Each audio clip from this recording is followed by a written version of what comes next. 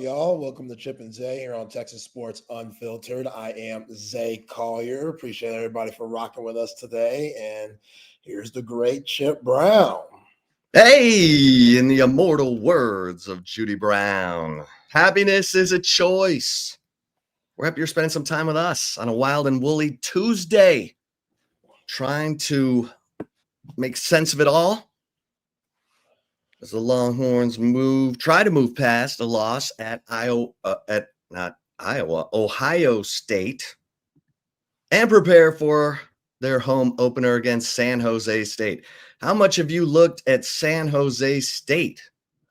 I know their kicker had a rough go against Central Michigan the other night. One got blocked, but the other one he just smoked. And like to throw the ball. I can't pronounce. They lost 16-14, which is why you're mentioning that. Yes, rough, brutal. I don't know how to pronounce their coach's name. Their quarterback, a little husky. Call him Coach Kenny. Coach Kenny. You try to pronounce it. Because when Sark tried, I was like, yo, how'd he get that down? I know he's a Cali boy, and there's a lot of those types of dudes over there to where them names might be easier for Steve Sarkisian. But, I ain't even going to try it. But, the corners should be tested in a way. They're going to have a lot of work, like to throw the ball. Central Michigan did a really good job of hitting the quarterback and forcing turnovers. They had, 3 on them? So, Texas should win and cover. I don't know what the line is, but whatever it is, they should be pissed off after what happened on Saturday. I think it's 35. Yeah. A lot of people should be pissed off, because the defense, as good as they were, they pride themselves on getting that ball back for the offense to give them more opportunities, and that didn't happen. Kudos to Julian Sayin and CJ Donaldson holding on to the football, not making any mistakes. But I'm sure this defense, after seeing what Central Michigan did, I think they're going to look at themselves and say, yo, I'm sure we're going to have ourselves some opportunities too to get some interceptions, strip sack fumbles, something, peanut Tillmans. Peanut punches? Yeah, peanut punches. It's one of them games you pat them stats, Chip. You know me, I'm all about patting them stats, baby. You trying to win some awards, you can win them in these games. Obviously, people look at the big ones, but look at the stats at the end of the season and be like, damn, they had a 3-touchdown game. They had a 2-interception game. Yeah, so I'm saying, Chan, no sacks, man. 0. No, I'm on the hook. I got them lead. They're supposed to lead the nation in sacks, according to me. Julian Sam getting that ball out quick. It's a quick release. They need all those guys to get there. How would you assess Julian Sayin's performance? I thought he was terrific. Man. Again, I talked about it yesterday. Just the composure that he had as a first-year starter. He looked like he's been there before. He looked like he was cool with being the game manager. I felt like Brian Hartline and Ryan Day let him know, dude, you don't got to do too much. Don't force anything. We're going to put you in spots to where you're going to be able to get it to the talent around you. And if you focus on that, we'll be fine. Believe in our defense and believe in Matt Patricia. If you could do that, we'll be fine. Just take care of the ball. Be smart with your reads. Go through your progressions. Very simple football that we're going to play with you. And he was like, okay, coach, I'll do that. I got you. He was accurate. Again, I still think that pass to Brandon Ennis where Grayson Littleton was all over him, that was an incredible pass, man. Hero Canoe, he was right there. Hero Canoe hit him. He got off a good shot at him, and he stayed in that pocket and delivered the throw. The ones that he made when he was in the end zone, throwing off his back foot to Carnell Tate, that was incredible. Like, he just You can see why he was a highly touted quarterback coming out of high school and why Ohio State knew that the job was his to win. Like I don't even know why the Lincoln Keenholz thing was even a thing, them battling it out. Like what battle? Lincoln Keenholz must be really nice too, because that dude, that's a guy that should be starting in the summer. Like you don't need no quarterback battle to see what I saw on Saturday. And who knows? It's just game one. There's no film on him. So let's give him the benefit of the doubt, or devil's advocate on the other side. Not much film on Julian Sand. Now, if you get just a little bit out on him, what's that going to mean as the season goes along? But for a first game starter in that type of environment, atmosphere, I thought the dude was solid. Yeah, I want to see Ohio State. They play Grambling and then they play Ohio. So they should handle business. Then they go to Washington. And that'll be Sayan's first road start. And of course, it'll be 2 time zones over because Ohio is in the Eastern time zone. And then we'll see how he looks in his first road start. But I do agree. I think they kept it simple and he delivered on simple. And the one big throw he made, he hit. Great catch by Carnell Tate with Jalen Gilbo draped all over him. What can you say? But yeah, after, kind of going back over the notes, it really is about how Arch recovers what's his level of determination, his level of focus, which I expect to be really high. Because the guy's competitive, and I expect him to look rock solid Saturday against San Jose State. As you mentioned, Zay, Steve Sarkisian said this is the run and shoot offense from San Jose State. They're going to throw it 50 times.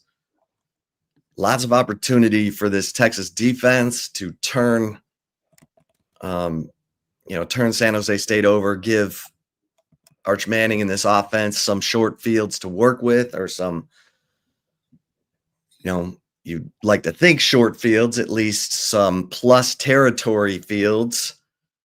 And, when you're a 35-point favorite, it should be on and popping. 11 a.m. You know what I'm saying? Yeah, 11 a.m. ABC. Yeah, watching the film again, watched the game again this morning just because I like to torture myself. And Arch, as bad as he was, man, the good throws were incredible. Like, if you just said, okay, give me a game where a guy makes his 5 best throws, go through like each player, what you saw this weekend, what were their 5 best throws? You could argue Arch might have had the 5 best throws out of anybody all weekend in college football. And I'm talking about guys that won big games this weekend. Nussmeier, Carson Beck, Lenore Sellers, all those guys. The one, the Jack injuries, I still don't know how that's completed down the sideline. That was ridiculous. To fit it in that gap, that's a small-ass window, man. That's not – and that's a bold-ass throw. For how the game's going, because, Chip, you talk about his competitiveness, that's what I could appreciate, because you can still be conservative with how things went up to that point before he made those throws. The throw to Ryan Wingo, the throw to Parker Livingstone, that was a touchdown. The throw on 4th down to Parker Livingstone, that was incomplete, but still on the money. He gave Parker Livingstone the big chance on that play. But for how left everything was going up to that point, for that dude to still be like, you know what, screw this. I'm going to let my nuts hang here. It can't get any worse. Right. It can't get any worse. I might as well try to make something happen. I salute him for that. That's some balls right there.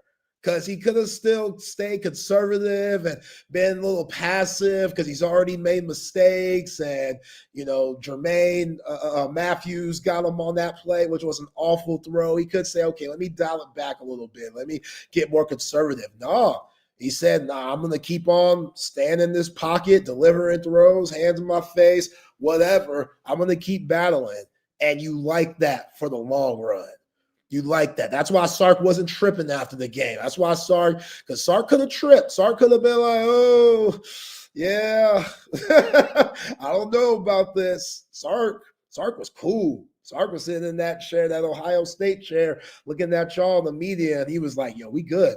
We're fine. We played these games for a reason. I knew something like this could have happened. I knew we had a chance to lose. That's a good team over there that is well coached, that has some big-time players. Like, that's a tough atmosphere. All that scarlet and gray in the stands, it's a tough atmosphere. So, yes, the bad throws were that bad to where it kind of erases your memory on what the good throws were. But if you watch it back, the pass to Ryan Wingo, crazy. That's a crazy pass to throw. Tight window. Like, he made some really, really good throws in that game. It's just the bad ones were so timely and just so out of whack that that's all we're going to remember and take from the game. Obviously, that had a lot to do with the L that they took too as a team. And I agree with you. He's going to live from that. He's going to learn from that. And I think he's going to tear up San Jose State this weekend. Yeah. Well, what Sark has to do is he's got to look into the future. He's got to be looking at Florida and Oklahoma. And I don't know that you show it in the game, but he needs to be working on stuff in practice for those two teams over these next. No offense to the San Jose State. You be a horrible coach, man. Is that what you would tell your team after you lost? You would go into next week and say, we don't have to take them one at a time. The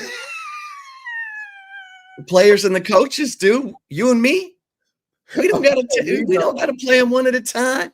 What's wrong with you? All right, we're looking ahead. Okay, we're trying to plan.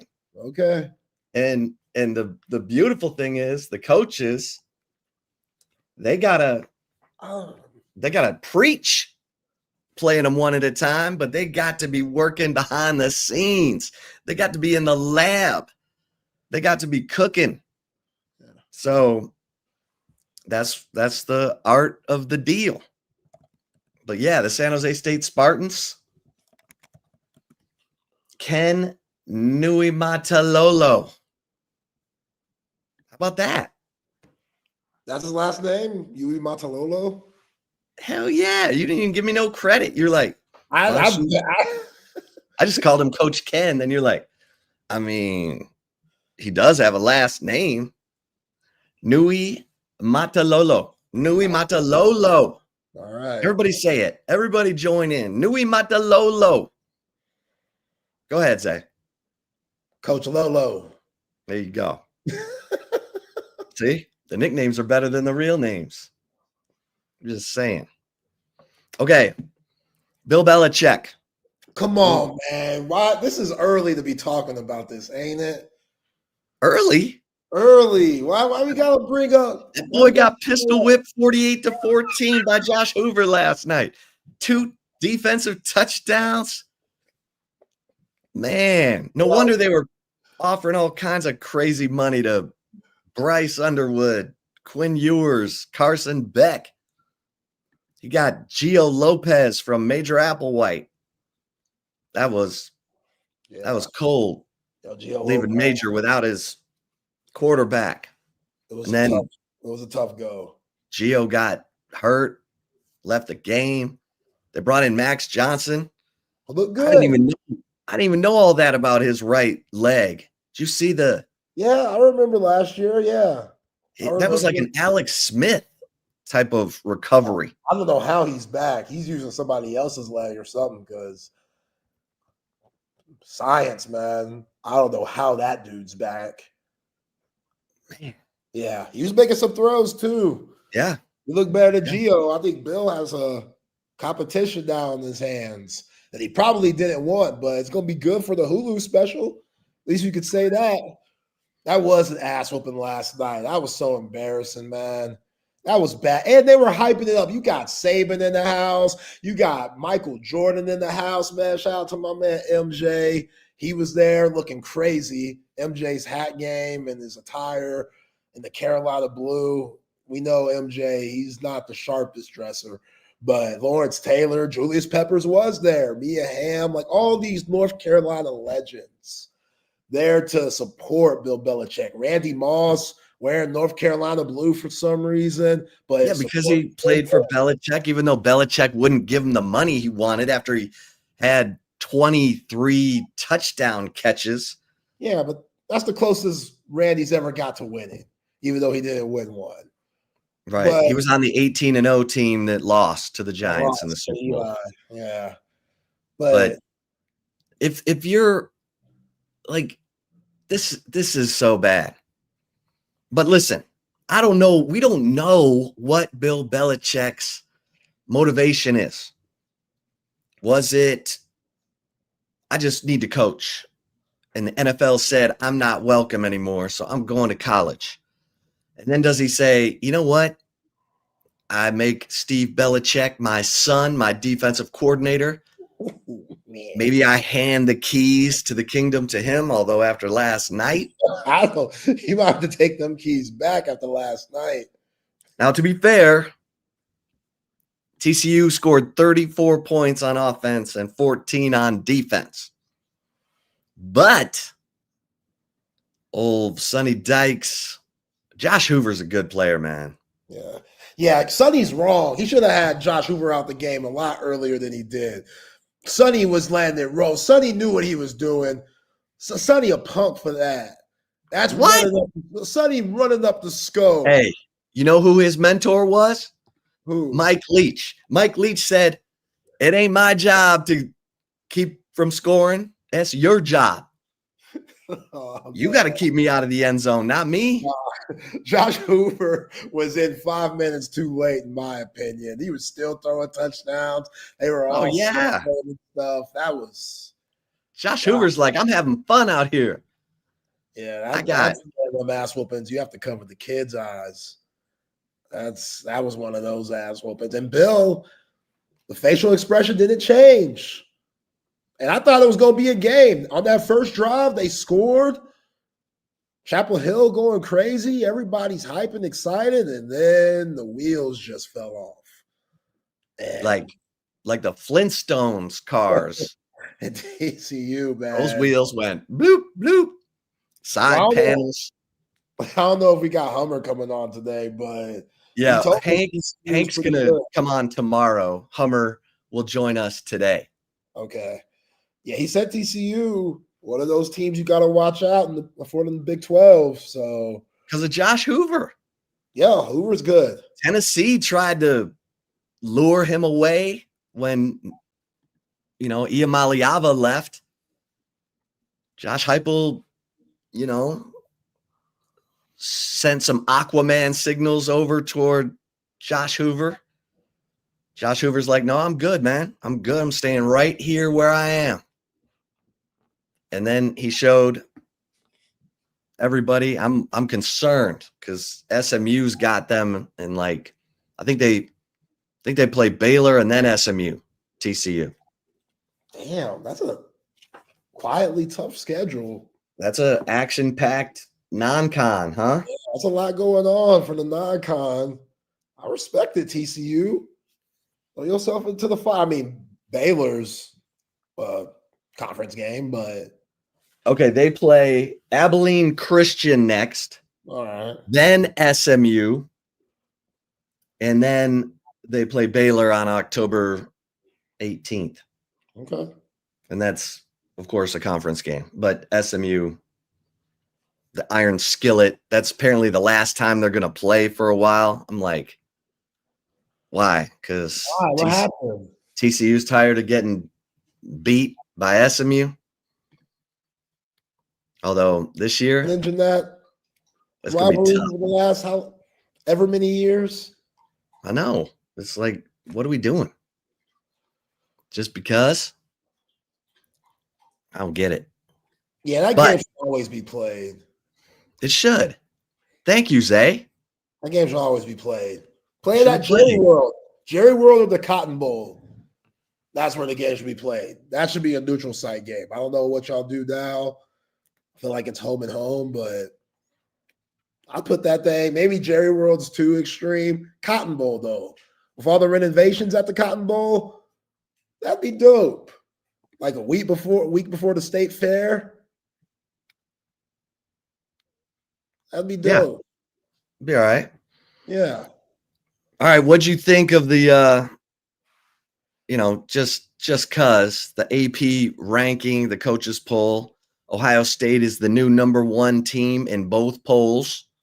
Penn State is the number 2 ranked team in both polls. LSU is number 3 in the AP poll. Georgia is number 3 in the coaches poll. Miami, number 5 in the AP poll. Oregon, number 5 in the coaches poll. Oregon, number 6 in the AP poll. Texas, number 6 in the coaches poll. Texas, number 7 in the AP poll, just ahead of Clemson. Yeah, I mean, not surprising. You'll take that. I mean, doesn't really mean anything. A lot of good wins this weekend for LSU and Miami to move them up. And those losses from Clemson and Texas and Notre Dame, they're going to get bounced back a little bit. But everything's still in front of Texas, just like those other teams that have high CFP aspirations. I think you just got to get back to the drawing board and hope that if it comes down to it, the committee – they respect the fact that you played a very difficult game to start the season, that you weren't running from the smoke, that you didn't need any tune-up, that you just weren't scared. And Texas is one of those squads I think makes the schedule a lot tougher now than it was before, because my 2 losses, having Texas 10-2 when we had the preseason, it wasn't Ohio State. I thought Texas would win that game. That loss is Florida and Georgia. So those teams still got to play them. I hope that's not the case.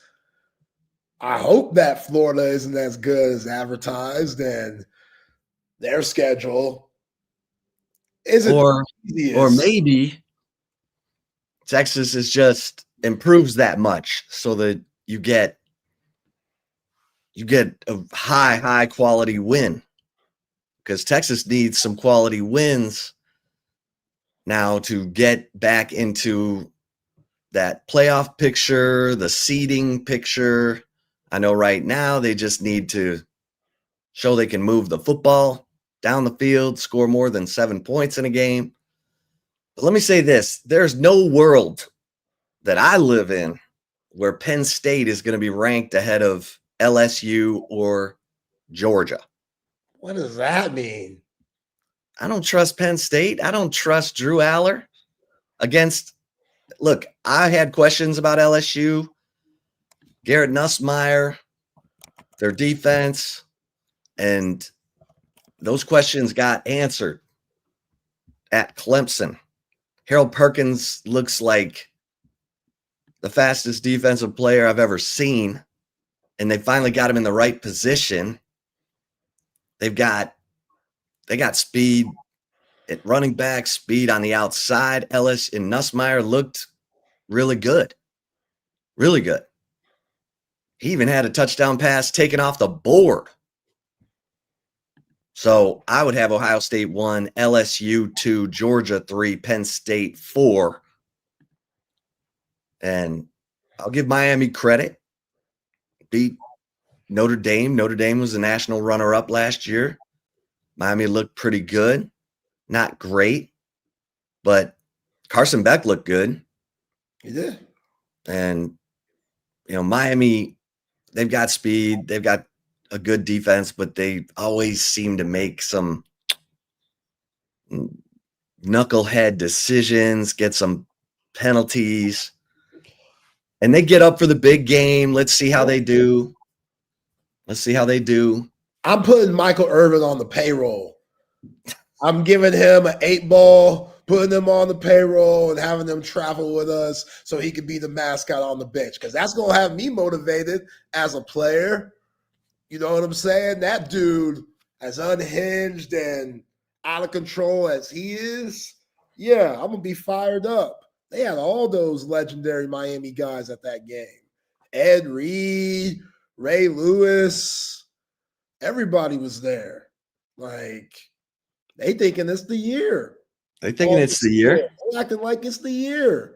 I mean, they got a schedule that's going to get some attention. They're playing in the crappy ACC, but they're playing Florida out of conference. Hey, don't sleep on ACC now. Florida State. I don't know if we can say that anymore, Chip. Well, that's what I'm saying. Miami's going to play Florida State October 4th. Florida State. Alabama ain't that bad. Like, let's give Florida State some credit. Yeah. Florida State. No, we're going to give Florida State some credit. The voters didn't give Florida State any credit. Florida State is number 14 in the AP poll and number 19 in the coaches poll. That's okay. That's all right. Alabama is down there at 21 in the AP poll and 20 in the coaches poll. Yeah, that's it. That's it. They lost a season like that. Kalen DeBoer, I don't know how he's going to overcome this. Now they're talking about The Office. They're talking about how Kalen DeBoer redid Saban's office back in the day. That's a part of the problem. They finding anything to drag Kalen DeBoer under the mud. Anything. Just dragging his ass. I can't wait to talk to Lance on Thursday. Lance probably had a crazy week. And Auburn won, and they look good while doing it. Jackson Arnold running all over the Bears. John McClain's Bears. Jackson Arnold looked good. Jackson Arnold said, yo, y'all see me in Norman in a couple of weeks. For real. And Bryce Underwood, yo, Oklahoma fans, where my man Oklahoma Cowboy at? Sooner Cowboy. And always likes to chime in and watch the show. We appreciate you, but hey, here we go. Bryce Underwood this past week. Did you see Bryce Underwood?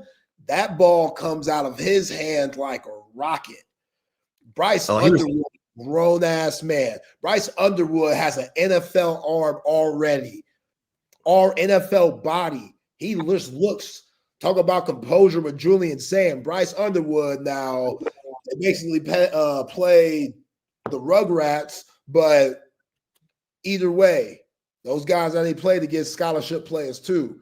Bryce Underwood, yeah, he was throwing guys open. He was throwing dimes to guys who weren't even looking for the pass. Oh, yeah. I was like, damn.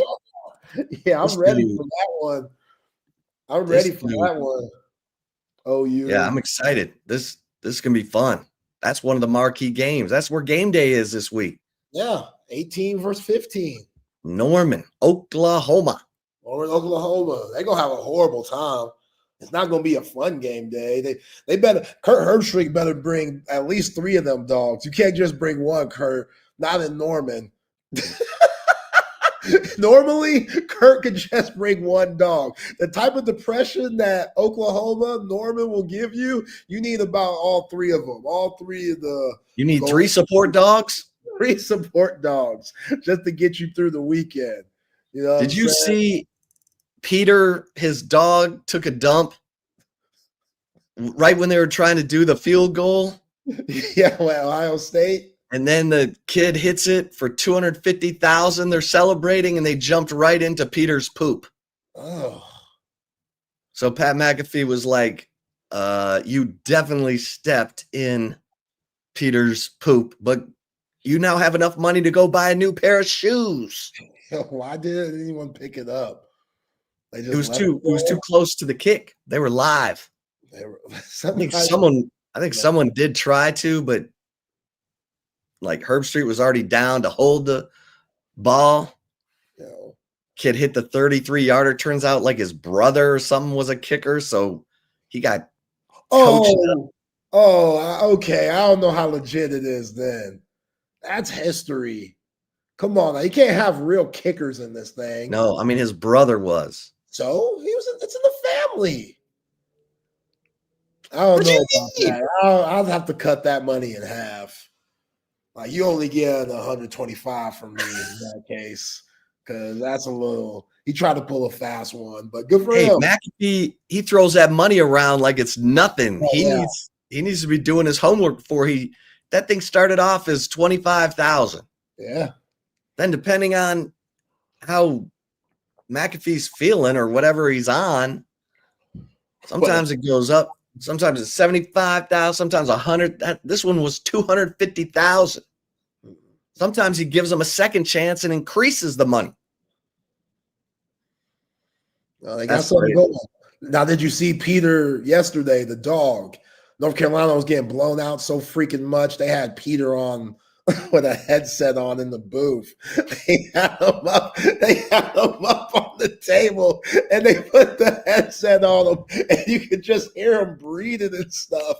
And I'm like, "Yo, Bill Belichick, this is what we've come to, bro. This is how bad your debut is.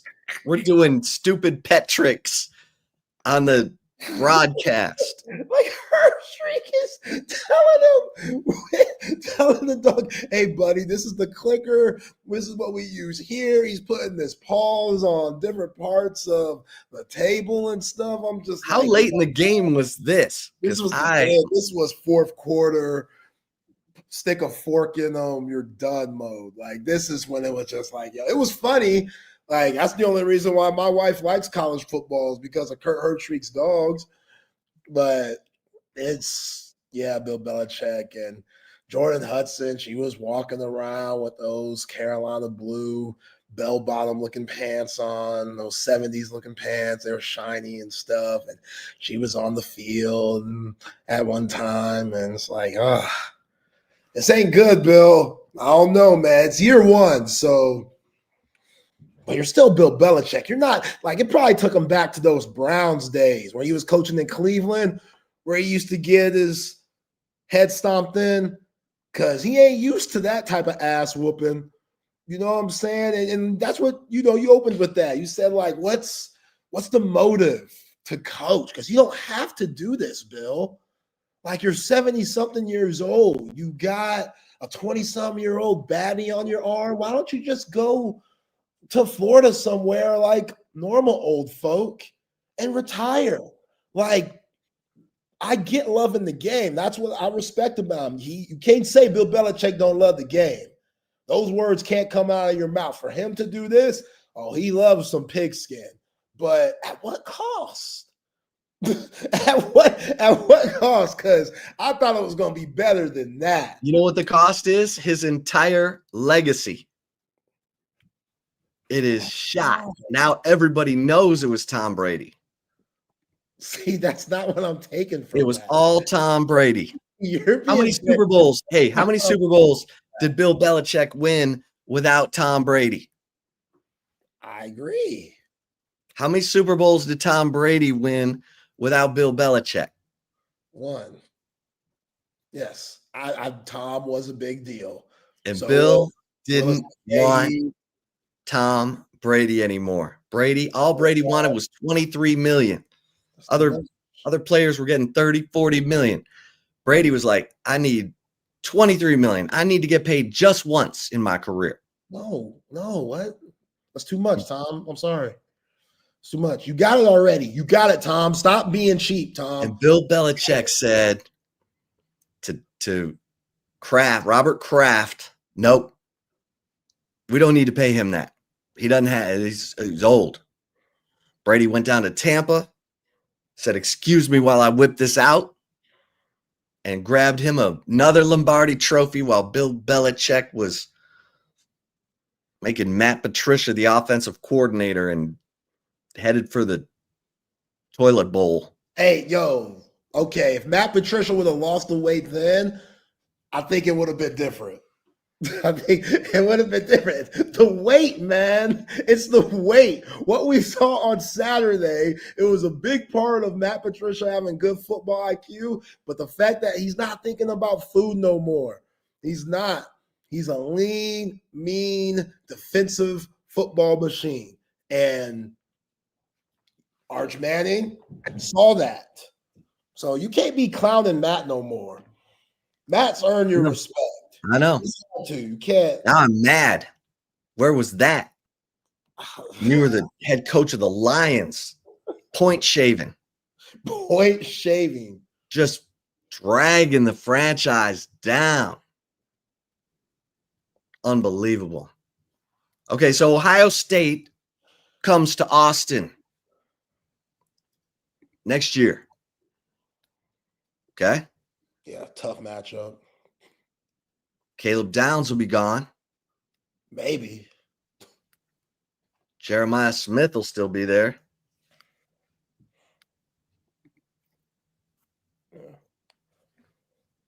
That Anthony Hill will be gone. Caleb Downs just seems like the type of dude that loves college and makes a ton of NIL money and says, I'll be a top 5 pick no matter what. I want to be the greatest Ohio State player ever. Like Caleb Downs seems like that type of guy. He'll leave. What makes you say that? He just seems like that type of guy. Like I feel like he's beloved at Ohio State. He's barely been there. Like he didn't commit there. But he's already won the Natty. I know, but he literally told Ryan Day, like, oh, sorry, but I got to go to Alabama. And Ryan Day was all butthurt and sad. And then the second recruitment coming around when Saban leaves, he joked with Ryan Day and was like, yo, coach, sorry, but I don't know. And Ryan Day got sad again. And he was like, I'm just kidding. And it feels like he's been there his whole career. It feels like he wasn't even at Alabama.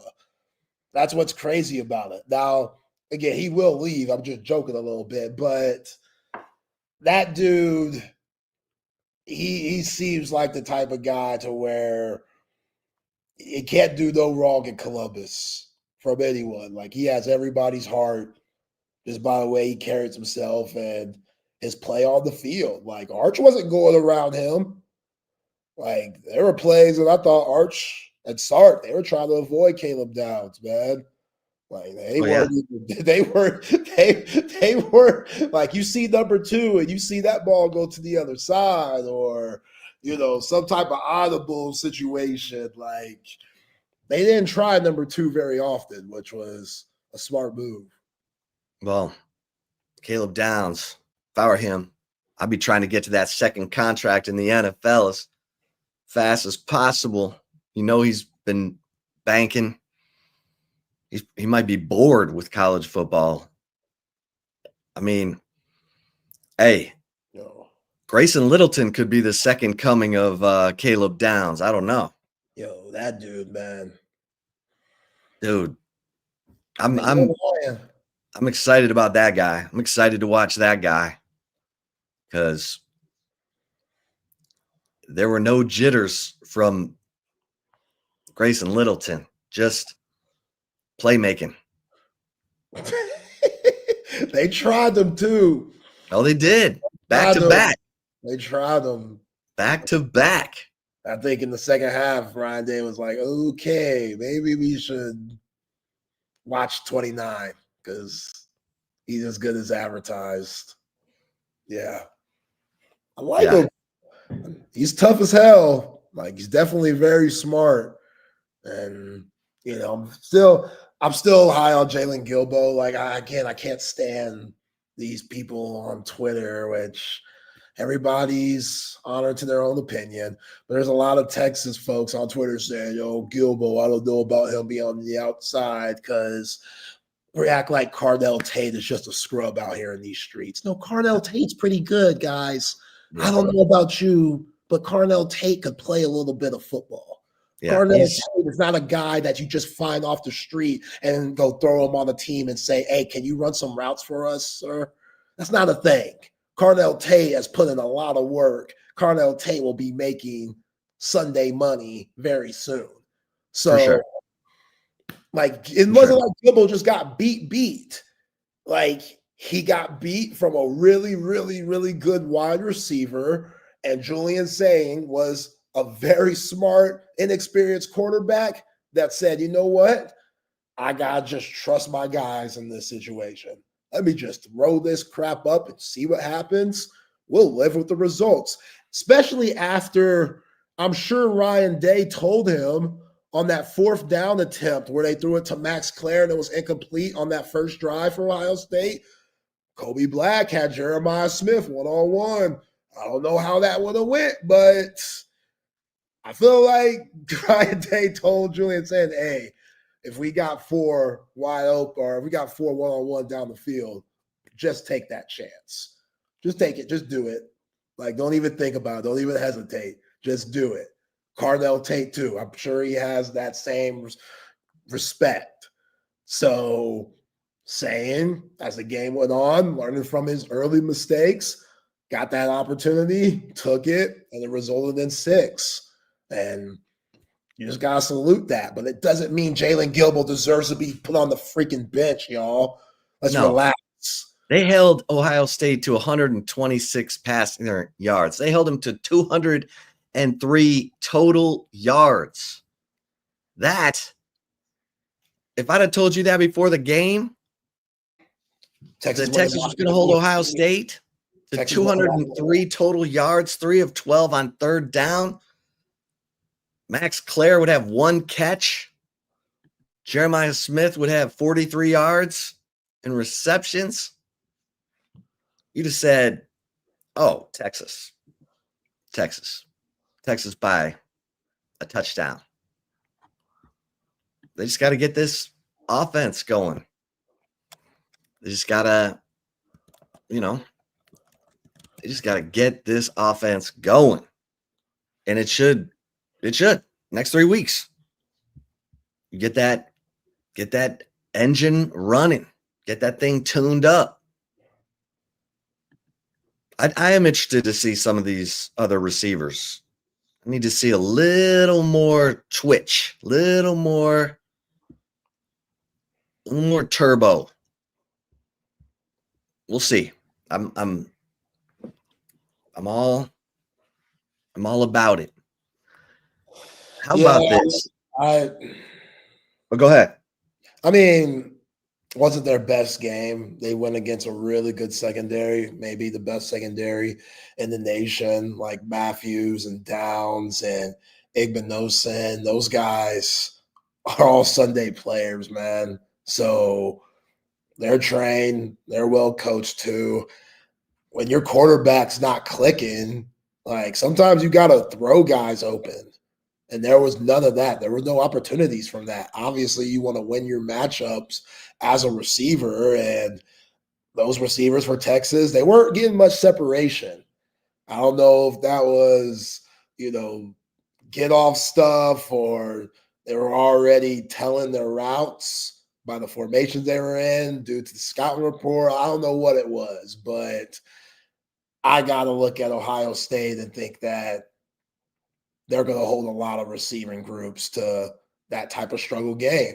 And that Texas, they're going to get better. But DeAndre Moore, you wanted more action from him. Obviously, Ryan Wingo, you like Parker Livingstone, his upside, injuries too, but that's really all we saw. Yeah, and Ohio State was taking away all the stuff over the middle. And that's where the maturity of Arch Manning will improve, because that should have been a check down Charlie game. He should have been, and he did dump it to Baxter 5 times, but that was your, that's where you had to go. You had to go to the perimeter. And when he went to the perimeter, he had success, except he was late on the throw to Wingo. That was such a killer too, because they finally pinned the Ohio State offense. The punter only got it to midfield, and then DJ Campbell gets a holding call on first down. So now you're, first and long, and they only made 3 yards on second down. Or first down. So it's 2nd and 13 or 2nd and 12, and Arch probably feeling the need to get a chunk play, went for a throw that he was too late on, and it turns into a pick when they had that great field position. It was there. If he throws that a second, if he throws it on time, if he throws it as he's breaking, it's there. And you got to throw it more towards the sideline. Like that's a tight toe tap catch if you make that throw to begin with, or if you have enough balls, because that's a long throw from the complete other side of the field almost. That's a tough throw. All right, let's bring in hole-in-one Hummer for our Tuesday college football conversation. Chris Hummer of 24/7 Sports, CBS. Hummer, how you doing? What's up, guys? Doing great. How are y'all? Well, we were just discussing the ins and outs of Arch Manning's Saturday at Ohio State. What did you make of that game and that performance, Hummer?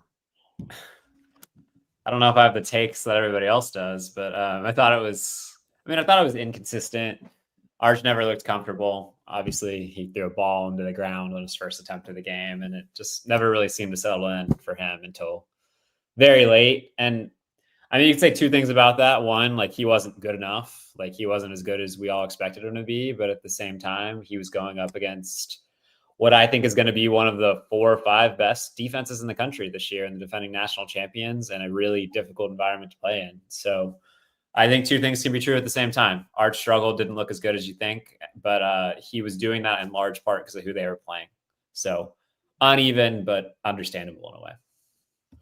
Yeah, Lewis's question right here, Hummer. How come you didn't see any pre-snap motion or, anything like that? Thought that Sark's calls were vanilla. And I thought that too, but same for Ryan Day and Brian Hartline. Like what they were doing was pretty vanilla also for Julian Sand and Ohio State. They were just more disciplined. They had a lot fewer penalties, and they didn't have any turnovers, which resulted in the win for them. What else did you see from that game besides Arch Manning, Hummer?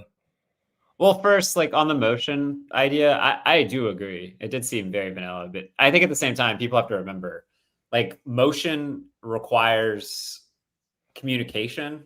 And in a place like that, especially with a young quarterback and a lot of new pieces, including on the offensive line, like you have to be in sync. And that can be very difficult in an environment like that. So I just think that's important to remember. And I think you'll see more of that come into the offense for Texas as the season goes along, as the pieces kind of fit back together. I thought the Texas defense played outstanding for the most part. I know there were a couple of plays that Texas probably wishes they had back, but I was very impressed by how that secondary held up.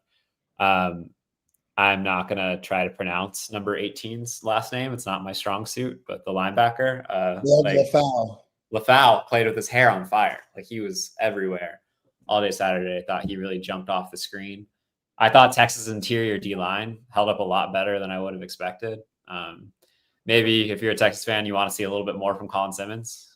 You want him to pop off the screen more. But defensively, like very impressed by Texas. Offensively, obviously, a lot of work to do. But I think that defense is what we expected it to be for the most part. Yeah, Cole Brevard, they could not move him. That's going to be a good fixture in the middle of that defensive line. Grayson Littleton, the freshman, looked fearless. So they're and Jack Bomeister, Kangaroo Jack. That guy dropping dimes down there on the 2, 3, 8, and 20. How was he? How was he as an interview this week, guys? I didn't get to go. Like, was he good? Yeah, he was good. He's got a little bit of charm, throw some shrimp on the bobby. He's 26, so they call him. Yeah, I was gonna say that dude is old. Like that's like a man. It's a man. In some places, he has like 3 kids already. They call him Unk. I'm like, oh boy, just keep dropping those punts inside the 5.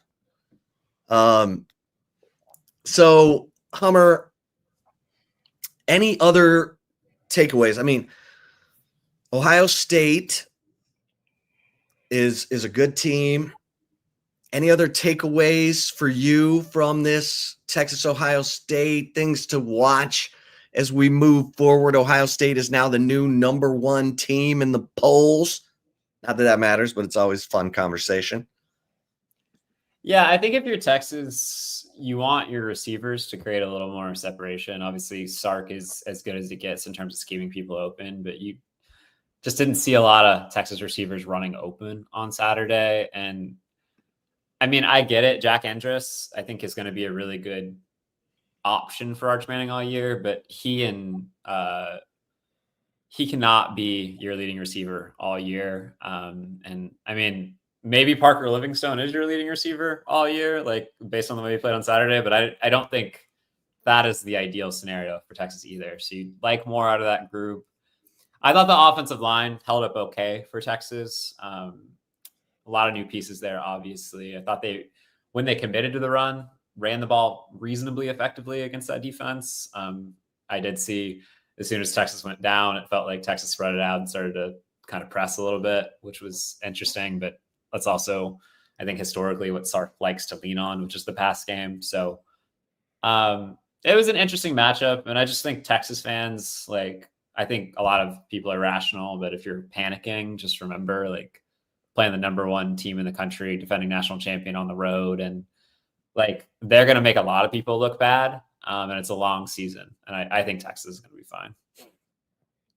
You know, Hummer, Julian Sand really impressed me in that game. Obviously, his stats don't wow you by any means, and Texas did a really good job on those good wide receivers for Ohio State. But Julian Sand did everything that he had to win the game. He protected the ball, he made the right reads, and there were just some passes where you're like, okay, I see it. I see the vision.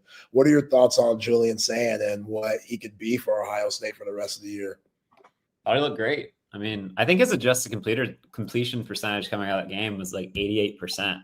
I think there were 4 drops for Ohio State, so he would have finished 17 for 20. Like, he had the ball in the right place almost every time. And I think most importantly, like, unlike Arch Manning, who threw that interception, like, did not lose the game for Ohio State in a situation where they were in pretty firm control for most of the second half. So I think that's really promising. And I mean, like you say, against Texas, with Texas's offense, like, you're not going to have to play Texas's defense every week. And those receivers are going to generate more chunk plays. Your run game is going to be more effective. And if Julian Sand plays like that all year, like, Ohio State's going to be in the national championship mix. That's scary. Hummer, I thought LSU looked fantastic. I had my doubts about the Tigers, but the defense, Harold Perkins, looked like he was on turbo. They got speed at receiver, at running back. Nussmeier was slinging it. Give me your thoughts on LSU taking down Clemson in Clemson's Death Valley. I mean, I thought it was the most impressive performance of the weekend all around. Like, going to Clemson like that. I always pronounce that incorrectly, is what our guy Trey Scott tells me, but I'm still not really sure if I hear the difference. The P is silent. Yeah, sorry, I've never done that correctly. The P is non-existent, but it's there. Clemson. but it's there, yes. But yeah, I mean, I was very impressed by LSU. I think when you talk about that game, you have to start with the defense for LSU. That was the big question mark for them. I think they were like 85th nationally last year in yards allowed per play. They gave up 35 points on average in their losses last season. They just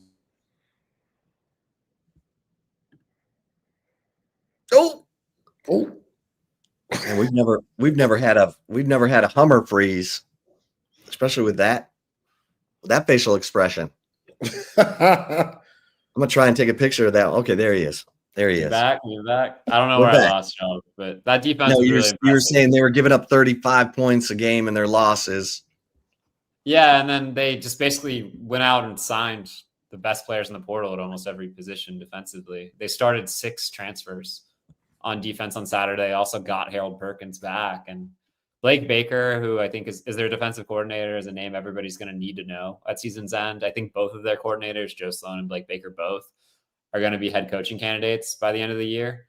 And Blake Baker was in his bag in a way he wasn't really allowed to be the year before, just because of the personnel. And they made Cade Klubnik's life hell. And like, for what it's worth, like Clemson was my national championship pick. Like LSU was my SEC pick. So I felt very good about both those teams. But like for LSU to do that on the road against that team, I thought was unbelievably impressive. They were my number one team. We do a CBS poll every week of the top teams in the country. And I had LSU over Ohio State. That's how impressed I was by them on Saturday. Yeah, so like you said, Homer, you're not tripping about Clemson in any way. I mean, Cade Klubnik. Oh, I wouldn't say that. I'm tripping a little bit about Clemson. Oh, okay. Now, okay, Yeah. So you're gonna have to elaborate. That offensive line and that run game were a disaster for Clemson on Saturday night. And like I think LSU is really good. But if you're Clemson, you are the continuity team. You bring back almost everyone. You bring back 4 out of 5 offensive line starters. Like you should be able to run the ball, and they average 1.6 yards per carry. Like I am concerned about that. Oof. Yeah, that was tough. Clemson's going to have some time to figure some stuff out. Would you have LSU at number 1, Hummer? Yeah, I think the way I ranked it was LSU 1, Ohio State 2, Miami 3, and then Georgia 4. I think is what I had. Yeah. So, yeah, all ahead of Penn State. Yeah, maybe I had Penn State 4 ahead of Georgia, but like I'm giving credit to the teams that went on, like they won the big games on Saturday, right? Like right. Penn State beat up on who they play. Like was it Kent State or something like that? Right. It wasn't Kent State. It was. And you would not pick Penn State to beat any. I mean, you might pick them to beat Miami, but you wouldn't pick them to beat Ohio State, LSU, or Georgia. Would you? No, not right now. Yeah, I wouldn't. No. Miami's a different conversation, but the other 3, no, I wouldn't. Okay, well let's go to Miami. Miami down there in the rain in South Beach, and Notre Dame with Lloyd Carr's grandson at quarterback, and Miami his daughter, I assume she was on TV like 20 times, like CJ Carr's mom. That was crazy. But anyway, yeah, they showing her. Miami looked fast. Now we've got a new 17-year-old with Blazers. The Tony kid for Miami. He's the new Ryan Williams, I guess. He's only 17. Yeah. But I mean, give me your thoughts on that game. Well, I mean, for a second there, I thought Mario Cristobal was going to Mario Cristobal. They had that bust in the secondary that allowed that late. I think it was the touchdown to tie the game, maybe. And then, like, I thought Notre Dame, we might get a stop and we could see that game flip. But Miami closed it out with what is one of the nastiest D lines in college football. Like, they made Notre Dame's offensive line, which is a really, really good unit, top 3 unit in the country, look horrendous late in that game. And I think that says a lot about that Miami defensive line and how it's been reworked. Those defensive ends are disgusting. Akeem Mesidor, I don't know if Texas fans remember, but he was really good at West Virginia a couple of years ago. He's been hurt a lot, but he's healthy this year. Ruben Bain was a true freshman All-American 2 years ago. They were terrorizing Notre Dame all game long. That reworked secondary looked a lot better. And Carson Beck, man, like he looked like 2023 Carson Beck again. And that's what I've been hearing all offseason. I've been hearing really strong reviews about Carson Beck since he came back from his injury this spring. And if they're going to look like that, they're going to be very dangerous. I do always wonder, like, that like last 10% with Miami, as we've seen with Mario Cristobal, does it push it over the line very often? But that team looks like what it is, which is one of the most expensive and one of the most talented rosters in college football. Yeah. I was shocked that they didn't put Bert Auburn out there. I didn't know he lost the job, Hummer. I thought Bert was going to Miami to play. And it was like, man, they got this other guy in here making big time kicks. What happened? I mean, I can't tell you, I am not locked into the Miami kicker competition, but given how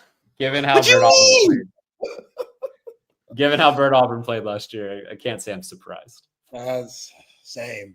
All right, Hummer, Alabama football. I know they're down bad. Kalen DeBoer, the for sale signs are probably outside the crib. What went wrong? Castellanos was talking that mess in the offseason and backed it up. Craziest win of this weekend, Hummer. Yeah, I guess Nick Saban really wasn't there to save him, right? Like that's. I mean, I thought everything Thomas Castellanos was saying was wild, but man, good for you for backing it up. If you're gonna talk, you got to back it up, and I can't hate on it, man. He didn't lie. So that was interesting. I just don't think. I mean, Alabama wasn't good enough in the trenches. I mean, that's often the difference. They obviously missed Tim Keenum, their star defensive tackle, who was out for the game. But like that offensive line got pushed around. The defensive line didn't create enough of a push. They really struggled to stay in their like run fits all game long, which is a pattern with them. If you remember, they lost to Vanderbilt last year and Diego Pavia and the option looks they present. Gus Malzahn it's not like a pure option by any means, but there's a lot of option principles there. And like Alabama bit on the eye candy a lot. And it's just, to me, it's like Alabama under Nick Saban obviously was more talented than everybody, but what they also did was they were super detail oriented and they rarely made mistakes. And on Saturday in the fourth quarter alone, I think in like 4 or 5 plays, basically, Alabama had a penalty to extend a drive for Florida State that led to the like go ahead touch or the 14-point lead. And then on the offensive series, I think they had a miscommunication on a screen that resulted in an incompletion, a false start, and then 2 plays after that, Ryan Williams dropped another ball. He had 3 drops in the afternoon, and it was just didn't play good enough. Like they weren't. I don't think Florida State's more talented than Alabama, but they were certainly more consistent on Saturday, and like that matters, man. That matters. What do we think? I mean, is there a bigger issue? Do we think, culture? Do the kids feel like they've got the substitute teacher in there so they can just pass notes and make out in the back of the class? Like what high school you go to, Chip? Jesus. I know. It was more 8th grade. I was in the penitentiary 8th grade in my school district. But like, people are talking about Kalen DeBoer's buyout, which is $60 million, right? Ooh. Yeah, I mean, I don't know. It's not like I'm in the building every day. You only know what you're told, and like, I mean, Nick Saban and Kalen DeBoer are obviously 2 very different people. I think the leash is a lot longer under Kalen DeBoer. He's a nice guy, like a legitimately nice guy. Yes, and that can win in football, but sometimes, like, if you don't have your players leading the right way, it can lead to slippage. And I think maybe you are seeing a little bit of that slippage. And I'd also say, like, it's a very different world at Washington than it is or Sioux Falls for that matter, than it is at Alabama, just with the attention that you receive. And also the type of players you recruit, to be frank. Like, it's just like you're bringing in a different type of kid to Alabama than you would at Washington or like over there in the Midwest at Sioux Falls. Like, it's a different world. And like some people are ready to make that leap and to handle that environment, and some people aren't. I'm not ready to say Kalen DeBoer isn't. I mean, he is a really good football coach. I don't think anybody can question that. And I think Alabama is still probably going to be fine this year. I'm not picking to make the playoff anymore, but the level of pressure at Alabama is unlike almost anything else in college football. I think Texas is on that short list for a school that's also that type of way. And right now it's just not good enough. And I think you're certainly going to be seeing people question the culture because of it. Because like if there was one thing with Nick Saban you could never doubt, like there was a culture of discipline. And I don't know if you'd hear the same thing about Alabama right now. Yeah. Okay, Hummer. So I just heard you say you don't have Bama in the playoff this year. Out of all the teams that had high expectations that lost over the weekend, Clemson, Notre Dame, Texas, how are you feeling about those schools and their chances of making the playoffs, being 0-1 at this point? I still would be very surprised if Clemson and Texas didn't make the playoff. Notre Dame, I think we'll see. Like, I think Notre Dame is a good team. I think you saw some stuff from CJ Carr late when they kind of opened up the offense a little bit and let him go. He looked really comfortable. But, I mean, Notre Dame could legitimately have 2 losses by the end of next weekend. Like, they play Texas A&M, and that's a Texas A&M team I'm very high on. And if you're Notre Dame and you start off 1-2, like, your path to make the playoff is very, very narrow. And I'm not saying Notre Dame is going to lose next weekend. I don't know what's going to happen. But if I'm going to pick one of those 3 teams that like I'm most worried about, like I lean towards the Irish. That offensive line didn't hold up the way you expected it to. I don't know what was going on with the carry distribution for Jeremiah Love. Yeah, that their was weird. secondary. Yeah, it was very weird. And I don't know. I mean, I think Marcus Freeman's a really good coach, but I think the path Clemson has like allows it to essentially come back from this very easily. Texas, I think, is just too talented to be out of the mix. Notre Dame, we'll see. Like, it's not a terribly treacherous schedule in the second half, but you got to get through the A&M game. And if they lose next weekend, which I think is a real possibility, like, Notre Dame is the team of the three I would point towards. Hummer, great job. Everybody needs to check out your college football overtime. And you talk about Nick Harbor at South Carolina, who is 6'5", 235, Calvin Johnson ish. What did you think of South Carolina and maybe some of the other teams? Like, what other teams really impressed you that maybe you were like, oh, okay? Well, first, I would say Nick Harbor, like Calvin Johnson wishes he was as athletic as Nick Harbor. Like, that's the type of athlete Nick Harbor is. Like, this is a guy who, if I think he focused on track, could be a legitimate Olympic athlete in the 100 and the 200. Like, he's that size. And I think he ran a 10.28 as a high school junior, maybe. Like, he is fast. So his emergence for South Carolina, I think, is really big. Other teams that impressed me, I mean, TCU impressed the hell out of. I knew TCU was going to be good this year, but TCU impressed the hell out of me last night. TCU's run game being the way it looked. And again, I don't think North Carolina's that good, but if TCU can run the ball like that all year, they're going to be immensely difficult to deal with offensively. Kendall Browse's system needs a run game to work. They didn't have it last year. They got by because Josh Hoover's really good. But if they look like that all year, Chip's ponies are going to be in trouble in a couple weeks. Who else impressed me off the top of my head? Well, and you said TCU was going to be really good. So kudos to you, because you said that preseason. Yeah, I was very bullish on TCU. I think TCU, Utah, and Texas Tech are the class of the Big 12 this year is how I think about it. And Utah is another team that impressed me.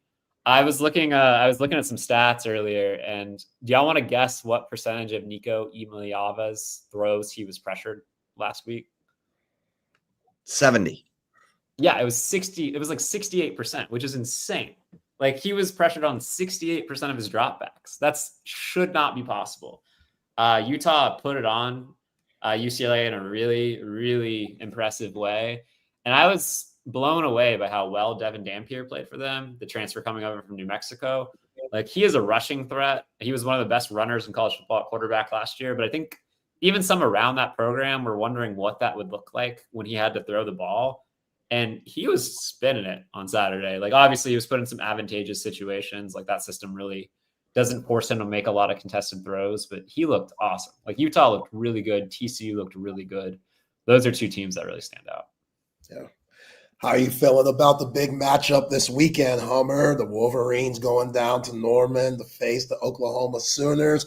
Chip and I were talking about how good Bryce Underwood looked in his debut, but John Mateer looked good in his Oklahoma debut too.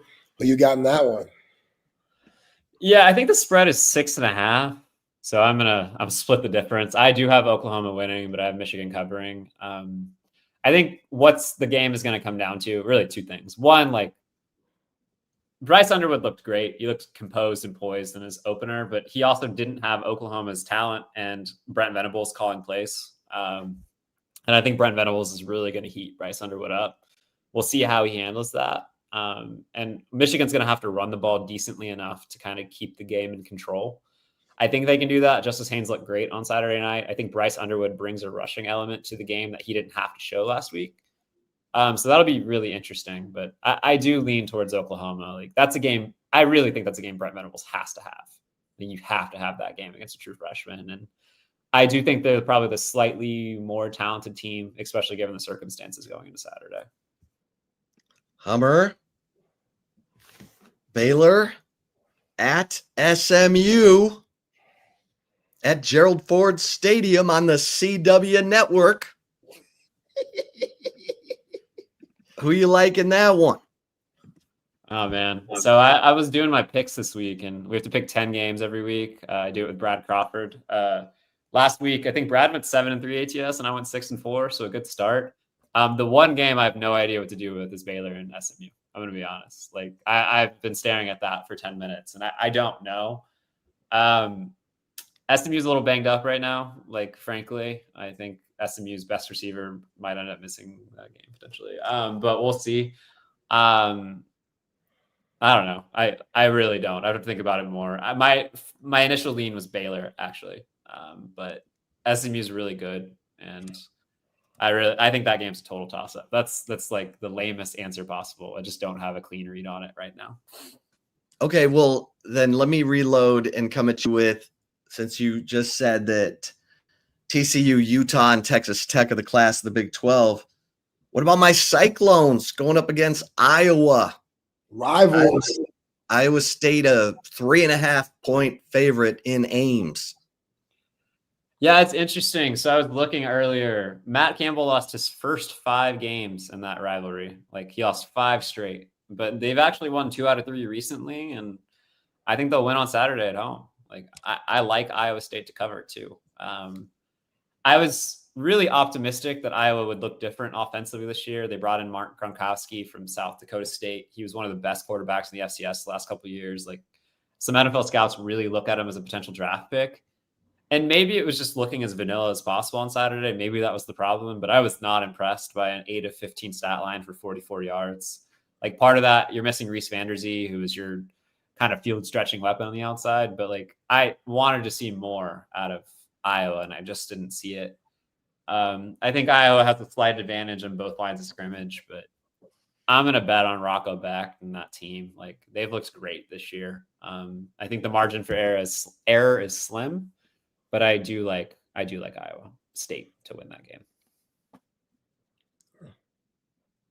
All right. Well, what about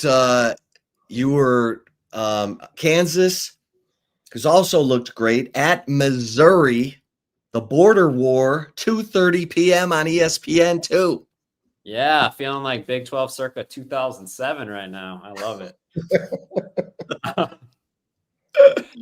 I picked Missouri, but I liked Kansas to cover. I think these are 2 of the more undervalued teams in the FBS in terms of the conversations around them. Missouri has one of the best defensive lines in the SEC, in my opinion. Bo Pribula looked great on Saturday in his debut. I think he brings a rushing element to that team that is going to be very helpful. It's also, I think Missouri also has the easiest schedule in the SEC when you break it down. But like Kansas with a healthy Jalen Daniels, and Jalen Daniels is healthy right now, is unbelievably difficult to play. They've looked great so far this season. I lean Missouri slightly. I think they're the more talented team along the lines of scrimmage. But it's another game. I think it's like 6.5 or 7. It's another game where I'm just going to split the difference. I'm taking Missouri to win, but I'm taking Kansas to cover. Yeah, Missouri is Illinois going to Durham to play Duke. Illinois only -2.5 in this game, according to Vegas. So I didn't expect this to be close with how Illinois is ranked, but clearly Vegas does. Your thoughts? Yeah, I mean, Duke is going to be pretty good, and like Manny Diaz can expose a lot of weaknesses for an offense. I know Texas fans don't have fond memories of Manny Diaz necessarily all the time, but he is a really, really good defensive coordinator, play caller, head coach. He's been successful in his career for a reason. I think this game comes down to 2 things. Like Duke's going to throw the crap out of the ball. They paid Darian Mensah $4 million a year. He's going to let it fly. Illinois has an excellent secondary. I think they returned all members of their secondary from last year. I think they hold up enough there. And I also think that you can run on Duke a little bit. Like Elon ran on Duke a little bit in week 1, and Illinois with 5 returning offensive line starters and a really talented group of running backs, I think is going to be able to do that. So I like Illinois to win and cover, but it would not surprise me if the game was close. Like I think Duke has a really, really good quarterback and a defense that's going to keep them in the game. Remember the name Chandler Rivers, by the way. He's a Duke corner. He a potential first-round pick for them. Like he's legitimately good. All right. Are you expecting any surprises? South Florida at Florida, 3:15 on SEC Network. Yeah, part of me wanted to pick that upset when I was looking at the game, but I couldn't get there. South Florida's offensive line was not very good against Boise. That's a problem against Florida, which I think is going to have one of the better. I've said that a couple times today, but I legitimately feel that way. Like Florida's going to have a really good defensive line in the SEC. Byron Brown's going to make some flashy show plays. Like he's that good, but I think Florida's just going to be a little too much. I would be very surprised if we saw an upset in that game. And last one, Ole Miss at Kentucky last year. Kentucky ruined Ole Miss's season. Ole Miss is a 10.5-point road favorite. Hummer. Yeah, I like Ole Miss. Zach Calzada did not look good. That Kentucky passing offense did not look good last week in its debut. And I think your point is salient there, Chip. Like Kentucky literally ruined Ole Miss's season last year. There should be no lack of motivation for Ole Miss going to this game. I think Ole Miss has a really good front seven defensively. I think they're going to make Kentucky throw it, and I don't know if they're capable of doing it. And I have no hesitation about saying that Austin Simmons and the Ole Miss offense are going to put up points. So Mark Stoops is a great coach. I think Kentucky maybe makes it difficult for a little while, but that's one of my favorite picks of the week, Ole Miss to cover and to win that game. Zay, you're not going to ask about the UTSA Texas State game? Hell no. No, I'm good. What kind of? I mean, that's a battle of humor right there. It's a fun one. That is a fun one for Texas State and UTSA, but come on. I mean, You've gotten that one, Hummer. It's a 4.5-point line. UTSA by 4.5. Yeah, I mean, it's in San Antonio. I don't know. I think I mean, it's not like I don't know. I think that's one of the closest games of the week, right? Like it's two really good G5 teams. Probably lean UTSA at home, to be honest. But this is I think it's also an important game for both head coaches, right? Like these are two coaches that have a trajectory in this business that I think they were on at one point or could still be on in GJ Kenny's case. And you gotta stack wins to get a P4 job. So I think it's important for both. Yeah. But I was very impressed by what UTSA put on tape against A&M on Saturday. I thought they played really well, especially in the first half. So let's go with the Roadrunners. All right, last thing from me, Hummer. Has Belichick already disgraced his legacy? No, man, that dude's got 6 Super Bowls. Like he's literally whatever this is done at UNC, he's just gonna go put his feet up on the beach and nobody's gonna remember in 8 years. It'll just be like that weird thing that people pick up weird hobbies in retirement. You know what I mean? You do weird stuff. Y'all watch the show Shrinking? You know what I'm talking about? Oh, I need to check that out. No, it's a great show. I recommend it to anybody. There's a woman who's retired and she just tumbles rocks all the time. It's like a weird hobby, and you just do weird stuff when you're retired and you got time. So Belichick's legacy will be fine. Yeah, and he's getting rich while doing it and laid, I guess. It's love. Why? Love. Sorry, love. Laid. He's in love, man. In love. Jeez. Hummer, did you see the T-shirts that she's selling? No. Air Jordan T-shirts? Hair Jordan. Wow. With the quote, "We're not talking about this." From the 60 Minutes. My favorite image of the weekend was a flag somebody had at a UNC tailgate, and it was just Bill Belichick's silhouette and Jordan Hudson's silhouette, and he was doing the yoga pose on the beach where he's lifting her up with the feet, and that was a flag somebody was flying, and it was great. But you know what? Good for both of them, man. They're happy. They're getting what they want. So I guess that's cool. Hummer, we love the conversation every Tuesday. Appreciate the time. We know you're going 100 miles an hour. Let's do it again next week. Absolutely. I'll look forward to it. All right, guys. All right, there he is. Hole in one Hummer. He is off to break some more stories. Yeah. I'm really glad you brought up Texas State because my father keeps trying to convince me that GJ Kenny is a better play caller and offensive mind than Steve Sarkisian. So maybe I could watch Texas State to see. CC is the most biased SOB you can find if he stinks that, man. Because good grief, Like, he keeps telling me that.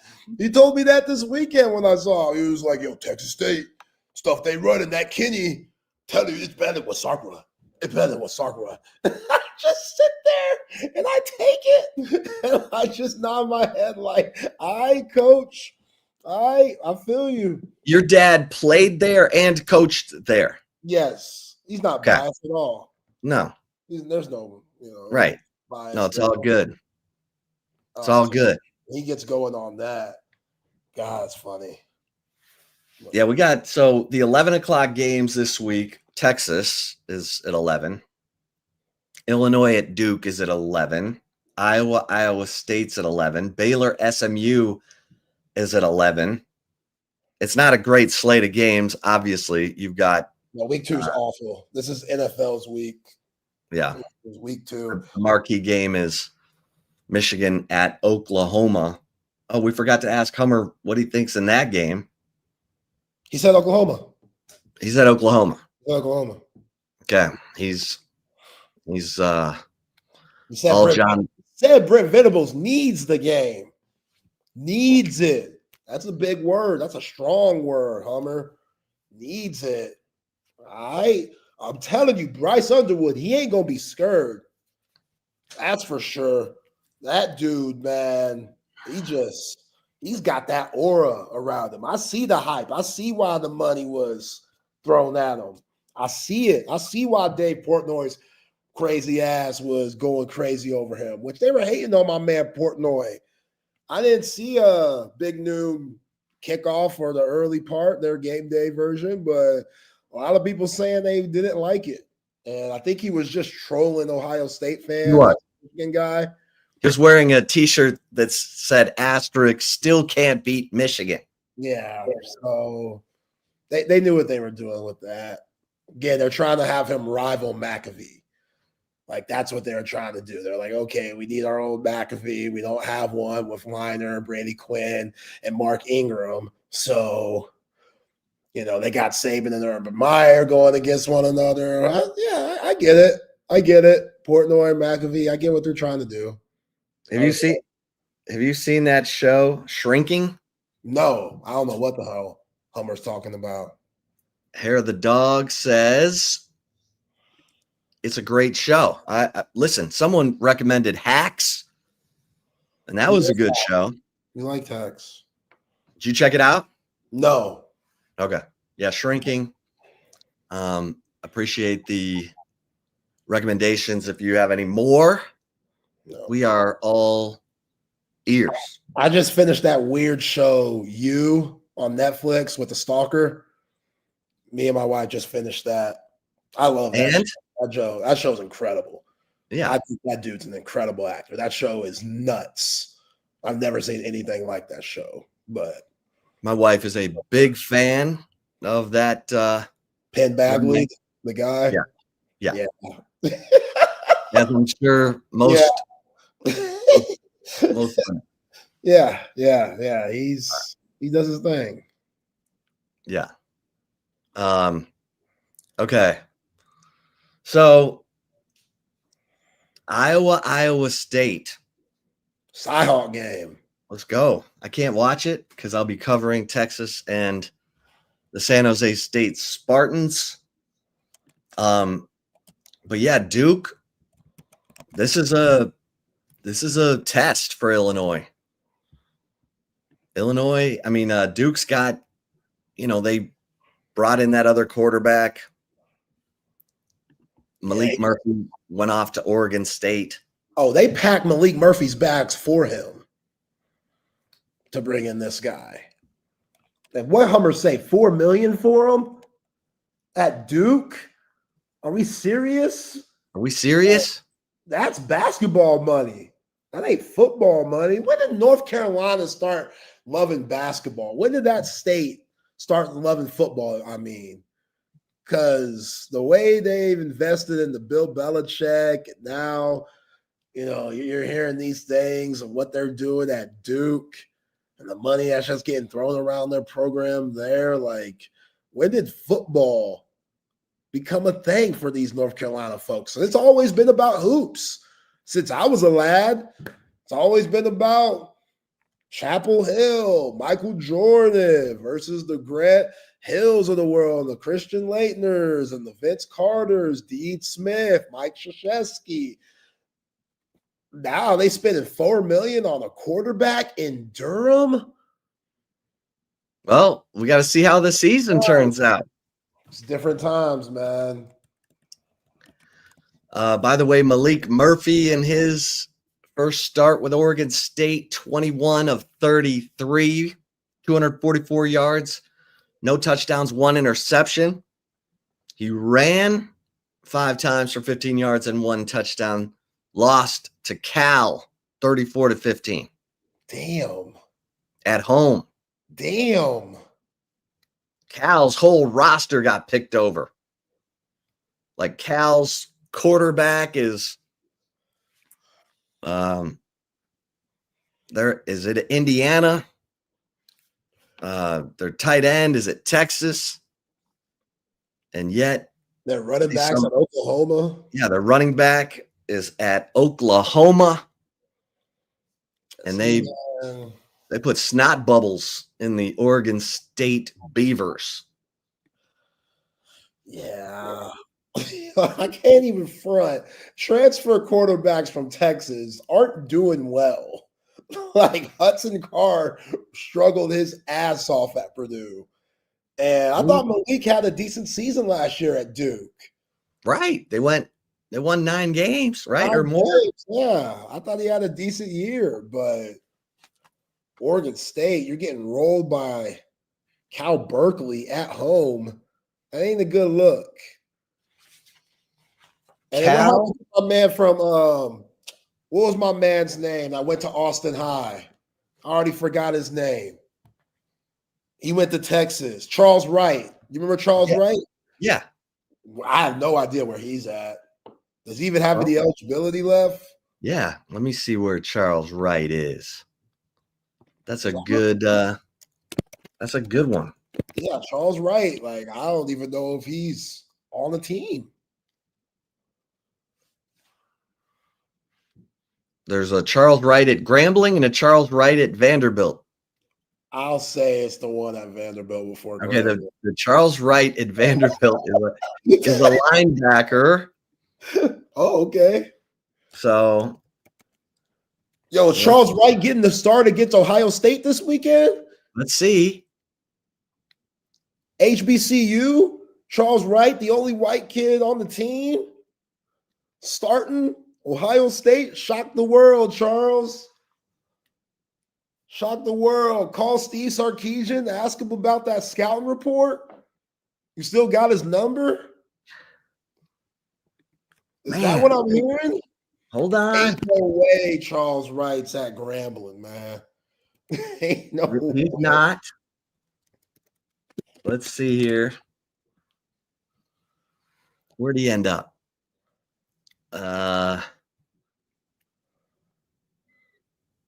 Okay. So I'm saying it's not good. Appalachian State. He's still at Appalachian State. Okay. I think so. I said it, but I didn't know if he was still there. Okay. Let me see if he got any playing time. We all thought Goldilocks at Kansas State was white. That's true. We did. Charles Wright, he might have some melanin in him. That's true. That is true. Avery Johnson is in fact black, just light skin, super light skin, like Mariah Carey or something. Yeah, I don't see him. I don't see that he got no bump. He got no run. Yeah, he didn't get no run. Damn. Hey, that's happened? Like what happened? Happened when you go from Texas to somewhere else? You're supposed to get some bump. You know what I'm saying? My man Shane Bichelle, my man Garrett Gilbert. These guys, they were transfer legends. You know, it didn't work out at the 40 acres. Maybe he got hurt. I don't know. I'll look into it. Yeah, look into that because that hurts me. He's an Austin Knight. Right. Like Charles Wright, I remember watching him play. He had some zip on that thing. He has some zip on that thing. Now, who is hating on my man Bryce Underwood? Because I'm going to need Bryce Underwood to go crazy this weekend. This is a straight hate watch for me. Like, I could care less about Michigan football, but you're playing against Oklahoma. I'm a Michigan fan this week. So. Hail to the victors, valiant, hail to the conquering heroes, hail to Michigan. Yeah, you're on it. You're on it. You're fine. I mean, I know it. I know what's up. Yeah, You're man, it's going down. Straight hate watch. Straight hate watch. They were saying my man Bryce Underwood has just one type of throw, and that's a missile. They say he can't put no touch just on like Arch Manning from 5 yards. Missile. That's all right. That's all right. On the nerves. Every bad throw for Arch, we're going to blame the nerves, man. We got to. We got to blame the nerves. We got to blame the moment. That's not the final product. Come on. What Sark say? That was my joint. What he say, that quote? He say, yo, man, let's finish the book before we start saying stuff. Right. This is barely chapter 1. Right. It's a long book. Book still being written.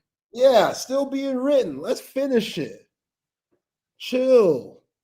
Let's finish it. Telling you, that pass to Jack Andrews. Go watch that throw. Watch those 4 throws. The pass to Jack Andrews, both passes to Parker Livingstone, the one that was completed for the touchdown, and the one on 4th and 3, where Parker Livingstone was in the slot and ran that corner route, and that was put on the money. Ignosin is just a really good corner and was right there and got a hand on it. And then that one to Ryan Wingo before the touchdown to Parker Livingstone. Them throws, man. Andrews, the 2 to Parker, and who? The one to Ryan Wingo, 29-yarder. That one, too. Those throws, you're like, yo, all right. There it is. There's one more, too. Excuse me. There's one more. There's a deep out route by Parker Livingstone that Arch threw in the second half. That was a very, very difficult throw that he made easy. So there's 5. There's 5 throws in that game that make you say, okay, there's the hype. It's still unfair. It's still ridiculous. But for all the hype train people out there that were a part of the Heisman #1 pick narrative, that's what they are holding on to tight. Because those throws were big-time NFL-like throws. Just the consistency has to be there. It's only game 1. It's only game 1. He has it in him. He has it in him. You know what I'm saying? They should do every week. Him, Peyton, Eli, sit down, watch the game together on FaceTime, like Manning Cast. Film. Watching film, just talking, laughing, telling jokes while doing it. Because those guys, all the trials and tribulations they've been through as players, this ain't none. They're probably like, first one. Welcome to the club. We've had horrible games too. Terrible. Like, ain't no one perfect. So, yeah, he needs that support. And they going to help him out and simplify the game for him. I'm sure AJ Milne and Steve Sarkisian are obviously doing that too, but there's certain voices that I'm sure he listens to. And I'm sure his uncles are one of them, even though they try to stay out the way. They say they stay out the way. But I'm sure if he calls them up and says, hey, Peyton, can you watch this with me 30 minutes? I'm sure Peyton's going to answer that call and be like, hell yeah, because he wants his little nephew to succeed. And he probably saw all those throws, every throw. I'm sure the whole family watched them. And I'm sure they were breaking them down, dissecting the hell out of them. I love it. I love it when you just create how you see things playing out in that big, beautiful brain of yours. Hey, man. I'm just trying here. I'm just trying to tell a story that sounds positive. Positivity. I'm just trying to tell the story as I dream it up. Ain't nothing wrong with dreaming. No, we love dreamers. Exactly. Dreamers. You know, Ant make you Hill look- ain't talking to him. We know Ant Hill ain't talking to him. We know Ant Hill ain't helping him. Look at you trying to start something. We know the defense ain't gonna tell him nothing.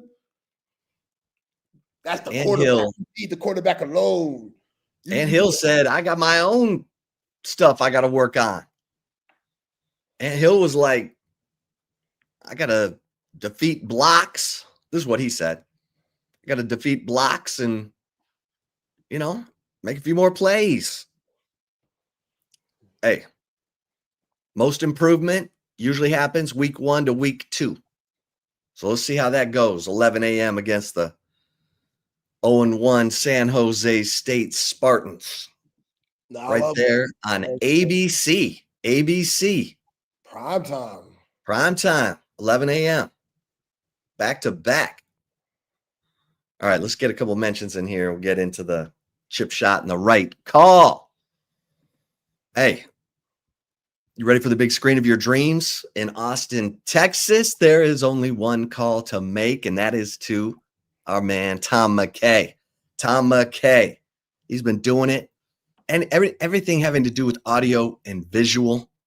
Big screen, surround sound, a new media room, electronic shades, new lighting, surveillance, AV consultations. And here's the thing, Tom's going to bring you the best price on big screen. So why on earth would you be lugging some 80-inch TV around town in a truck, when you could just call 255-8678 and let Tom and his crew bring everything to you? They're going to hang that thing so that it's a piece of art on your wall. You don't need to be punching holes in your drywall trying to make that all make sense. Let the pros do it. Just call Tom at 255-8678, area code 512, of course, or go to avconsultations.com. To my guys who are snoring, hey, the Sleep Cycle Center. We are fortunate to have the Sleep Cycle Center. I think we're going to talk to Dr. Chad Denman on the show next week. Great guy who's dedicated his life to treating sleep apnea because it killed his own father at the age of 60. That's devastating. Dr. Chad is motivated and inspired to help you. And he's got 2 locations in Austin, in Lakeway and at the Arboretum. He's got the best technology to detect sleep apnea. And if you go to sleepcyclecenters.com, you can take advantage of our incredible partnership. You can set up an appointment, tell them Texas Sports Unfiltered sent you. They're going to take $100 off your sleep study, and you're going to get evaluated by the best in the business. And Dr. Chad has the best treatment options, including oral appliances like I have, a mouth guard that holds my lower jaw open so that I get that oxygen I need while I'm sleeping. I'm not waking up all throughout the night. Some of you don't even know how many times you're waking yourself up from a lack of oxygen while you're sleeping. Let's go to sleepcyclecenters.com. Tell them Texas Sports Unfiltered sent you. And cover 3, baby, cover 3. Where are my tennis fans? I mean, hey, listen, got the U.S. Open going, got great matches tonight. And great food, great drinks, great service, great vibe. Happy hour from 3:30 to 6:30, 3:30 to close on Mondays. It's just the jam. I love the brick chicken and mac and cheese, the Chop House burger. Texas Monthly says one of the best burgers in the state of Texas. Buffalo chicken sliders. The salads, my God, the Allendale salad.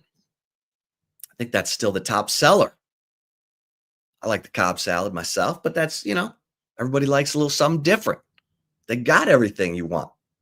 Cover 3. Cover 3 Anderson, cover 3 Round Rock. All right, Zay. A few more nuggets from the Longhorns for the chip shot today. A couple things I heard that stood out that, first of all, the fellas, I mean, the praise that Grayson Littleton is getting from his teammates they're like, we've seen this all through camp. Malik Muhammad's like, I knew when Grayson Littleton chased down a touchdown early in fall camp that this dude was something special. You look at how physical he is. Michael Taft said, quote, to be a starting nickel on this defense with this scheme that we run, that says everything about him. I go up to him after he makes a great play on Jeremiah Smith. And I said, dude, be proud of yourself right there. That was awesome. The very next play, they try him again on a chop, and he makes another great play. That was the one on Brandon Innes. He said, so when you have that confidence as a player and you step up, you deserve to feel good about yourself. If you're a competitor, you kick yourself on the bad plays, you better also hype yourself up on the good plays. And, you know, I wrote a story about Grayson Littleton. He's a deep well. He's a guy who's, you know, his teammates all talk about how quiet he is. But there's a lot going on in there, and he is highly motivated. In my story, I talked about how he went on his visit to Texas and was like, will I have access to the film room 24/7? Like, if I can't sleep, can I go in and watch film? They're like, is this guy for real? Like, normally we have to beg young players to go watch film. So Grayson Littleton, real deal. And now people are seeing it for themselves. Okay, Jack Bowmeister. We talked about him a little bit. He's 26. They got nicknames. He said, Arch gives me flack for how old I am. Johnny Manson calls him Kangaroo Jack. The backup long snapper, Tate Haver, calls him Unk. He trained with Michael Dixon over the summer. He ran one fake in 3 seasons at Utah, and he picked up the first down on a 14-yard run. He said he's learning how to pass. Hello? Fake. But he said he still throws like a cricket player. If you've ever seen a cricket player, they come like way over the top, trying to hit those little pegs or whatever. So yeah, Bowmeister guy, he said he picked Texas because he wanted to work with Jeff Banks because they value their specialists at Texas. And he loved the culture. Running back CJ Baxter, and sorry, if you want to jump in on any of this, feel free. CJ Baxter said that it was a relief playing in his first game since the Sugar Bowl at the end of the 2023 season. He said, so it's been a while. Like I've been saying, though, I'm so grateful and thankful for the opportunity. Of course, Baxter, 10 carries, 40 yards, caught all 5 of his targets for 25 yards. And Parker Livingstone said he should have made the contested catch. Okay, Zay, after watching it back, do you think he should have made the contested catch in the corner of the end zone? No, he's not. Calvin Johnson. I feel him because that's what he's striving to be. He wants to be the best wide receiver ever, but that's a hard play to make. Igbenogson was all over him. There wasn't much separation. Arch put it in the best position where his wide receiver can make a play. Parker Livingstone tried to. I think Igbenogson made the best play out of everybody and resulted in an incompletion. So no holding. Yeah, it was a little bit of holding there, but you could have said the same thing on Grayson Littleton on that play on Jeremiah Smith, Manny Muhammad. Like everyone was holding in that game. A little hand fighting. Yeah. So I'm still kind of confused why they had SEC officials. I mean, I know SEC don't give a damn about Texas, So Ohio State fans, don't use that. Don't say, "Oh, we beat y'all with y'all's own conference officials." No, this ain't like Florida playing Ohio State. This ain't like Tennessee, Bama, or Georgia playing Ohio State. SEC don't care about Texas. They care about the paper that Texas is bringing in. They don't care about Texas as a program. They say, "Oh, what up, y'all? Where that money at?" Texas puts that money down. They say, "All right, see y'all later." Like, that's what the next year, it'll be Big Ten officials when Texas and Ohio State play in Austin. And that's something to watch. Keep your eyeballs. Keep your eyeballs locked, because that's not the same. Big Ten, I'm sure they appreciate Ohio State a lot more. Ohio State's one of the OGs of the Big Ten. What makes the Big Ten special is a big reason what Ohio State brings to the table. SEC don't look that way for Texas. So nah, I'm not hearing that. But yeah, Livingstone said he is motivated by people doubting him. He also said he is the cook among the 5 roommates with Arch Manning. Hold up. All the brothers stay there? I thought that was just a bit. No, his brothers don't stay there. Okay. It's oh God, who else is in there? It's there's a walk-on receiver in there. Is Will Randall a part of it? Yeah, probably he's in there. Yeah. Oh, I think there's an offensive lineman in there. Yeah. But Parker does the cooking. Mostly grilling, he said. That makes sense. He country as hell. What I should have asked him was, who does the cleaning? That's where Arch comes in. Because that's where Arch comes in.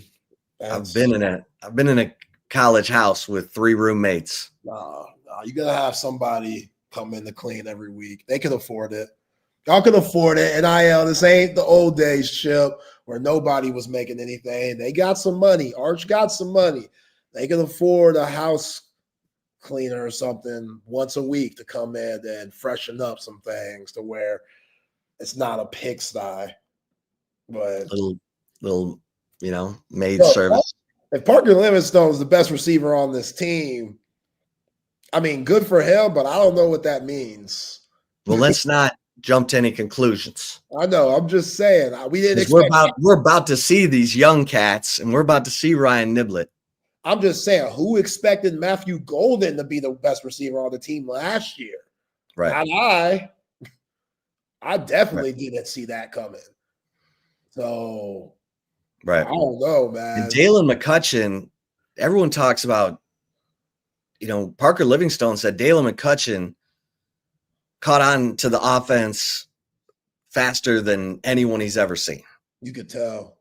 So Dalen McCutcheon is a guy who, he caught his only target. Yeah, for someone as a freshman with all the other receivers in front of him, Lockett, French, rankings-wise, like 24/7 Sports and just everybody else, they were all ranked ahead of Dalen McCutcheon. So for him to come in, what's going to separate him from the rest of those guys? The playbook and his football IQ at that wide receiver position and how quick he could catch on to the things that Chris Jackson and Steve Sarkisian need from him. And he's done that. Like, he caught a pass in that Ohio State game, a big pass. First down. Keep the chains rolling. Like, that was a good. Jeremiah Smith was dropping passes in that game. Like, Dalen McCutcheon, the only pass thrown his way, he caught that thing. For a first down. For a first down. No nerves. Now I think we could see Sark don't have much confidence in a lot of these other guys. Like, hold on. He literally told you Dalen McCutcheon and Ryan Niblett would be the next guys to come in the game. And Ryan Niblett, he only saw special teams time. You got to field that punt. Like, Sark's stingy with them wide receivers, man. Well, they love Niblett. He's done everything he's ever asked, but, man, he's got to catch that punt. You can't let that thing stop, drop, and roll. Especially another 20 yards, 55-yard punt all the way from the 35 to the 15. All right. And then finally, Quatravian Weisner was asked, was Ohio Stadium the loudest stadium you've ever played in? And he said, no. And Michigan. Michigan, he said, was definitely louder. Now, I know some fans are like, I was at both. It was pretty close. And Kyle Field wasn't, I feel like Kyle Field was rocking. That's what he should have said, because that was the game that he's starting. Maybe he didn't hear anything that day with the way he was in the zone. He was in the zone. Maybe he didn't hear tunnel vision. He didn't hear a damn thing on that day. He was just locked in. Yeah. All right. Let's get to the right call. Let's get it. Before that, though, got to give a shout out to Covert BK, family owned and operated, doing it for over 100 years, and they're the best. Hey, why are they the best? We've experienced ourselves, wifey and I, Covert BK people, got our Buick Encore GX there. And if you don't want to take our word for how good Covert BK is, listen to these fine folks at Covert BK. You see Covert everywhere. It's that personal level of just feeling like it's a personal family interaction. The customer service, it's impeccable. It's unlike anything I've ever experienced buying a car. Over the 30 years that I've been buying cars from them, I feel like I know them and they know me. Covert's done an amazing job of making me feel valued. If you purchase a vehicle and you want to feel like you're part of a family, join the Covert family. Come and experience it for yourself. Covert, born and raised in Austin. Nobody beats a Covert deal. Not now, not ever. All right, Chip. So things got a little spicy at the pressers after this week 1 games over the weekend. So Dabo Sweeney, 0-1 Clemson, he went to the podium and talked about the LSU game a little bit. And listen to this clip of Dabo explaining what went down against LSU and how he feels about both teams. I mean, if we make the first tackle, I mean, Wade's got the guy. He's got, I mean, I don't even know how his knee didn't go down, but he, you know, without that run, I mean, like I said, the last 58 minutes is 2.8. And that is a physical group. It's a very smart quarterback, and that is a back. So they're going to be a problem. And they got some explosive dudes, and it was a hell of a game. It was a hell of a game. Down to the last play, right out of the gate. It's like getting the final exam day 1 of class. They made a 65, we made a 58. Neither one of us were great. Okay, so you hear that analogy. It's like getting the final exam on the first day of class. They made a 65, we made a 58. Well, I don't know what school Dabo Sweeney went to, but that's failing where I'm from, both teams. I don't think Brian Kelly failed at all. And Brian Kelly doesn't think he failed at all. And he retaliated that way, Chip. And he said this in his presser. Brian Kelly, head coach, LSU Tigers. We dominated him in the second half. So he's either a really good grader for, giving himself a 58, or he's a really hard grader on us, or he didn't see the second half, which that might be the case. He might not have wanted to see the second half. So, again, look, this is all like, past. Brian Kelly, Smugalicious, he's back. Smugalicious. He's not pounding his fist on the table anymore. Yeah. Losing openers. Watch that film. Huh, Brian? He didn't want to watch that. We whooped their ass in the second half. Like, well, I don't know what he talking about.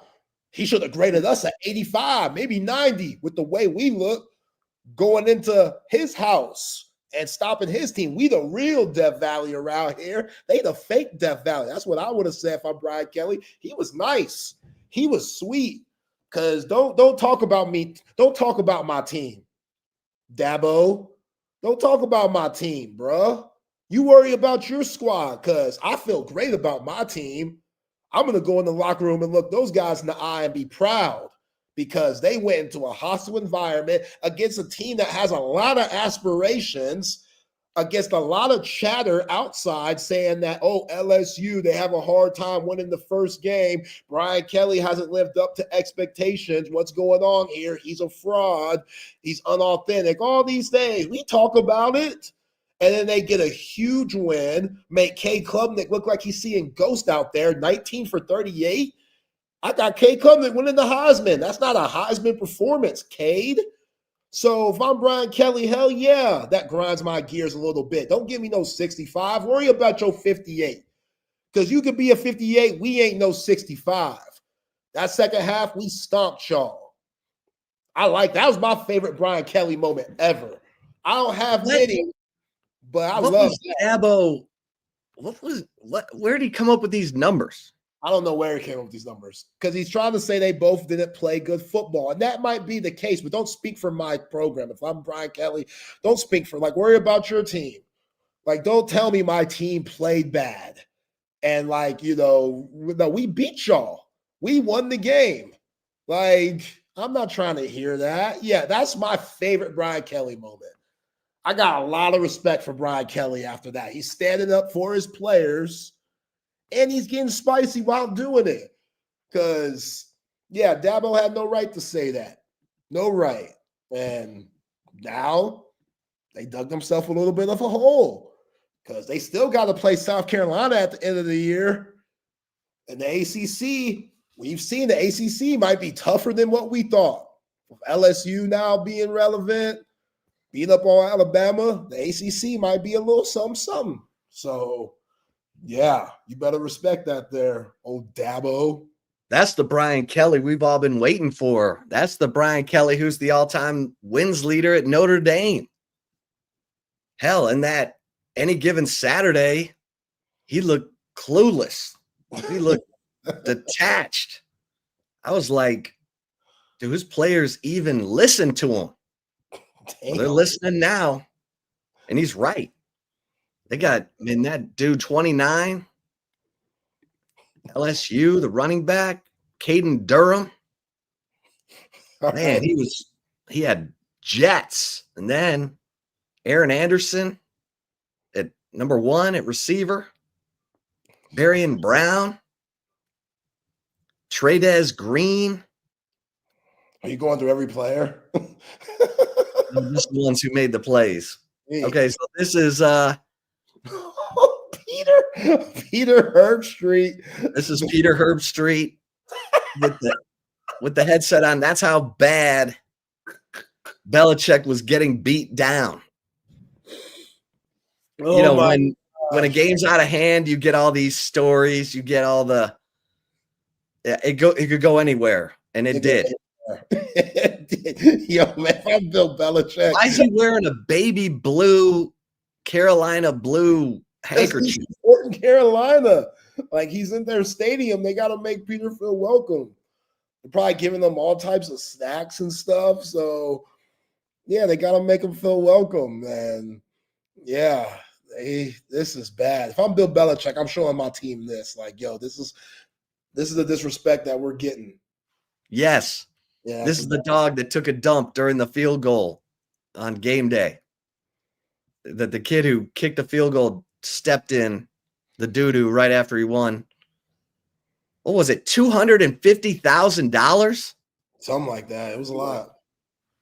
And McAfee said, you definitely stepped in Peter's poop, but you can now afford new shoes.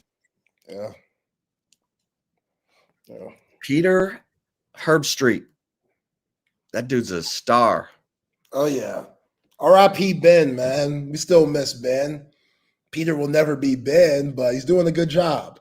Some tough shoes to fill. You know what I'm saying? Peter's done a good job. I see some people roasting Kurt Herbstreit online, saying that he's entitled. Why does his dog get to be everywhere, not anybody else? That's a good point. I feel like Howard and Nick Saban, I'm sure if they wanted to bring their dogs with them. You think the cleaning crew likes picking up dog poop? They come in to empty the waste baskets, and then there's dog poop laying around? Or does Herbstreit get up in the commercial breaks and bag that stuff up? Now, he's not in a suit bagging up the dog poop. I'm sorry. Kurt, I know you're a blue collar, bruh. He is? He played football. Yeah, he played football. He played football. Let's not diss the man. He did play football. Yeah, but I mean, we got to make special accommodations. Yeah, Peter. Dog poop in a suit. Well, he dropped some bombs right before that kid's field goal.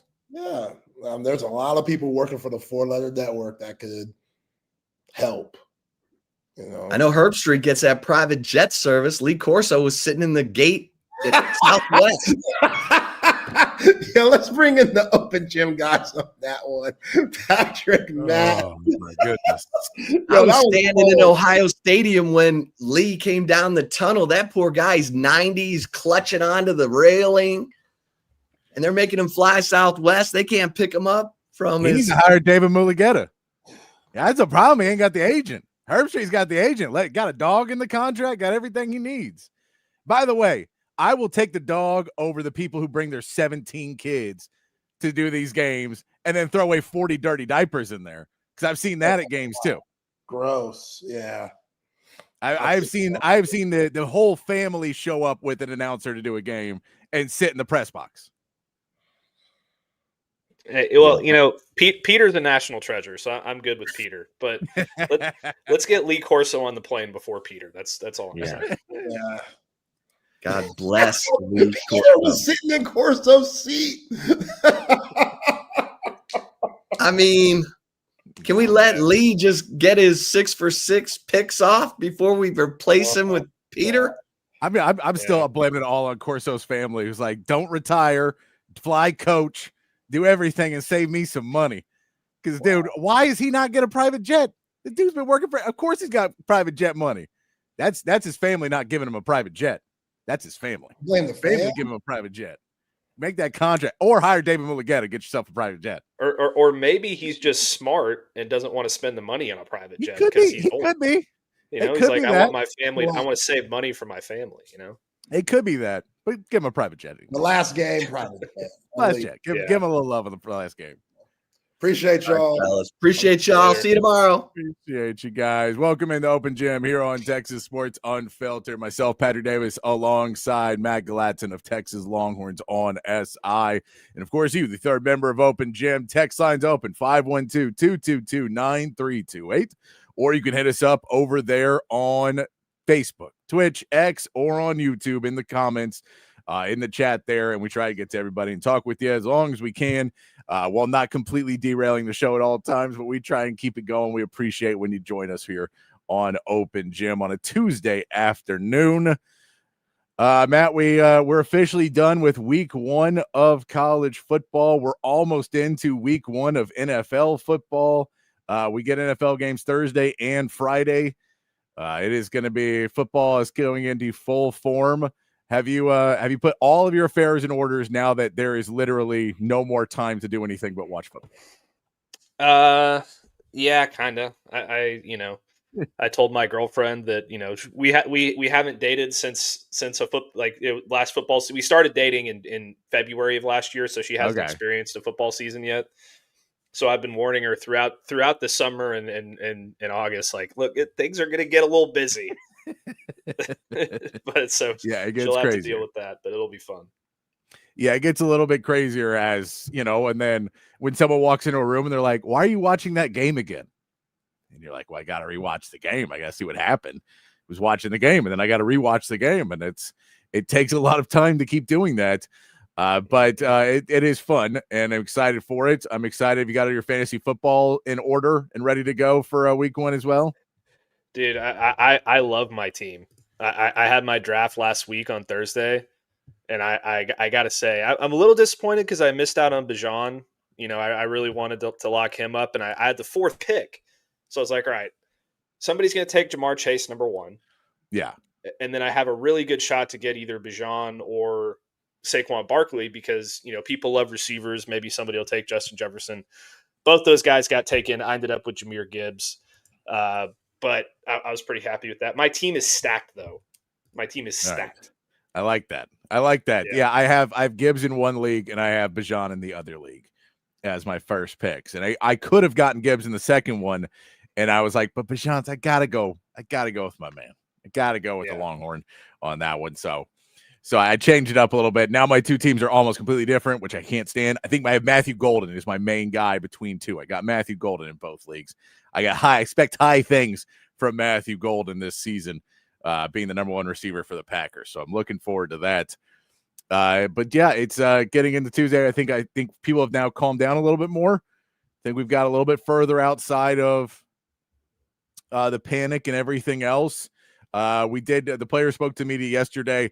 I've got a few quotes. There wasn't a ton getting out of it. Kind of the same question over and over again, which is, how do you deal with this? How do you move on? And it's like, all right, with San Jose State, we're moving on.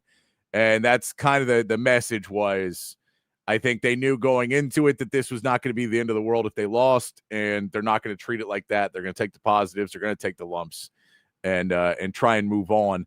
It's also a little bit weird because you play something that's so highly anticipated, and then you roll into 3 straight weeks of games where now the intensity used to have to bring intensity, but it's a completely different environment now. Yeah. I think I said this on the show yesterday, but you kind of wish that the Ohio State game was in week 3 after San Jose State and UTEP. So you had a little bit of time to get your, get everything straight before that matchup, but that's not how it worked out. Now they've got 3 weeks to, right the ship, get Arch back in a rhythm, figure out their issues, in the passing game and in the red zone and those kinds of things before they head to another really, really tough road environment in Gainesville against Florida. But this is something that really speaks to the character of a football team, I think. When you lose a game that is that highly anticipated and that it's that disappointing of a result in week 1, it's really hard to turn the page and then go into week 2 and take care of business. So I'm going to be very interested to see how Texas shows up for that football game. I knowing what this team has done the last 3 years, I anticipate they'll show up pretty ready to go, and they're going to want to come out and send a message that last week wasn't really who they were. They're going to turn the corner, and they're going to be the team that we all expect them to be. Whereas, some of these other teams that lost in week 1, I'm looking specifically at Alabama. I wouldn't be entirely surprised to see them lay another duck this weekend, just based on the body language that team had on Saturday against Florida State. But we'll see. I think this team is going to show up super ready to go on Saturday. Let's the AP and the coaches poll came out today as well. So we do see Texas drops to the 7th place in the AP and 6th place in the college in the coaches poll. Alabama takes a huge drop in both polls after their loss to Florida State because they dropped below Florida State, who is unranked. Those jump in. Florida State's now 14. Alabama is 21 in the AP. And in the coaches poll, Florida State jumps up to 19 with Alabama at 20. So they put them right over and go, they're a better team right now. And we saw some of those pieces, some of the other big slides. We saw Iowa State moves up 6 spots. LSU moves up 6 spots as well in that AP poll. But nothing too dramatic. We know that Kansas State and Boise State were both going to drop out. Kansas State is 1-1, but that second win was not even North Dakota State. It was North Dakota, and it was a 3-point win, I think. So when you take that, that's why those guys are going to drop out. Boise State was to 25. You can't lose a game if you're Boise State in that situation. Especially like that. And Ohio State is taking over as the number 1 team, and there's no argument there. I mean, I don't think you can say much. They got the win in week 1 against the number 1 team. They move up to number 1. They did look the part of a championship roster again, so not much you can push off there. Penn State coming in at number 2 in both polls. You'll see LSU at 3 and Georgia at 4 in the AP. Flip that for the coaches poll. And then at number 5, Miami jumps all the way up in the AP poll to number 5 in the country. Number 5 in the coaches poll stays with Oregon. So Big Ten looking pretty strong to start off. The SEC has LSU jump up into those rankings, but maybe not fully where they wanted to be week one. Of course, all of this is still super early in the game. Anything that surprised you in the AP or coaches poll, Matt? I think LSU should be higher. I think LSU should be number 2 over Penn State. I thought they were really impressive against Clemson. You know, they had a touchdown robbed away from them in the second half of that game. Otherwise, that could have been a 24-10 game. I thought they thoroughly dominated Clemson on both sides of the ball in that matchup. And I think both of those teams are college football playoff teams. So you beat a really good football team there. I think they deserve to be a little bit higher. I think Texas is about in the right spot. I think Miami is about in the right spot. One of the things that really jumps out to me is I think that there's 10 SEC teams in the AP top 25 now. And there is 6 Big Ten teams. So the SEC is still very well represented. There's a few of them in the lower teens and the 20s, but that's fine.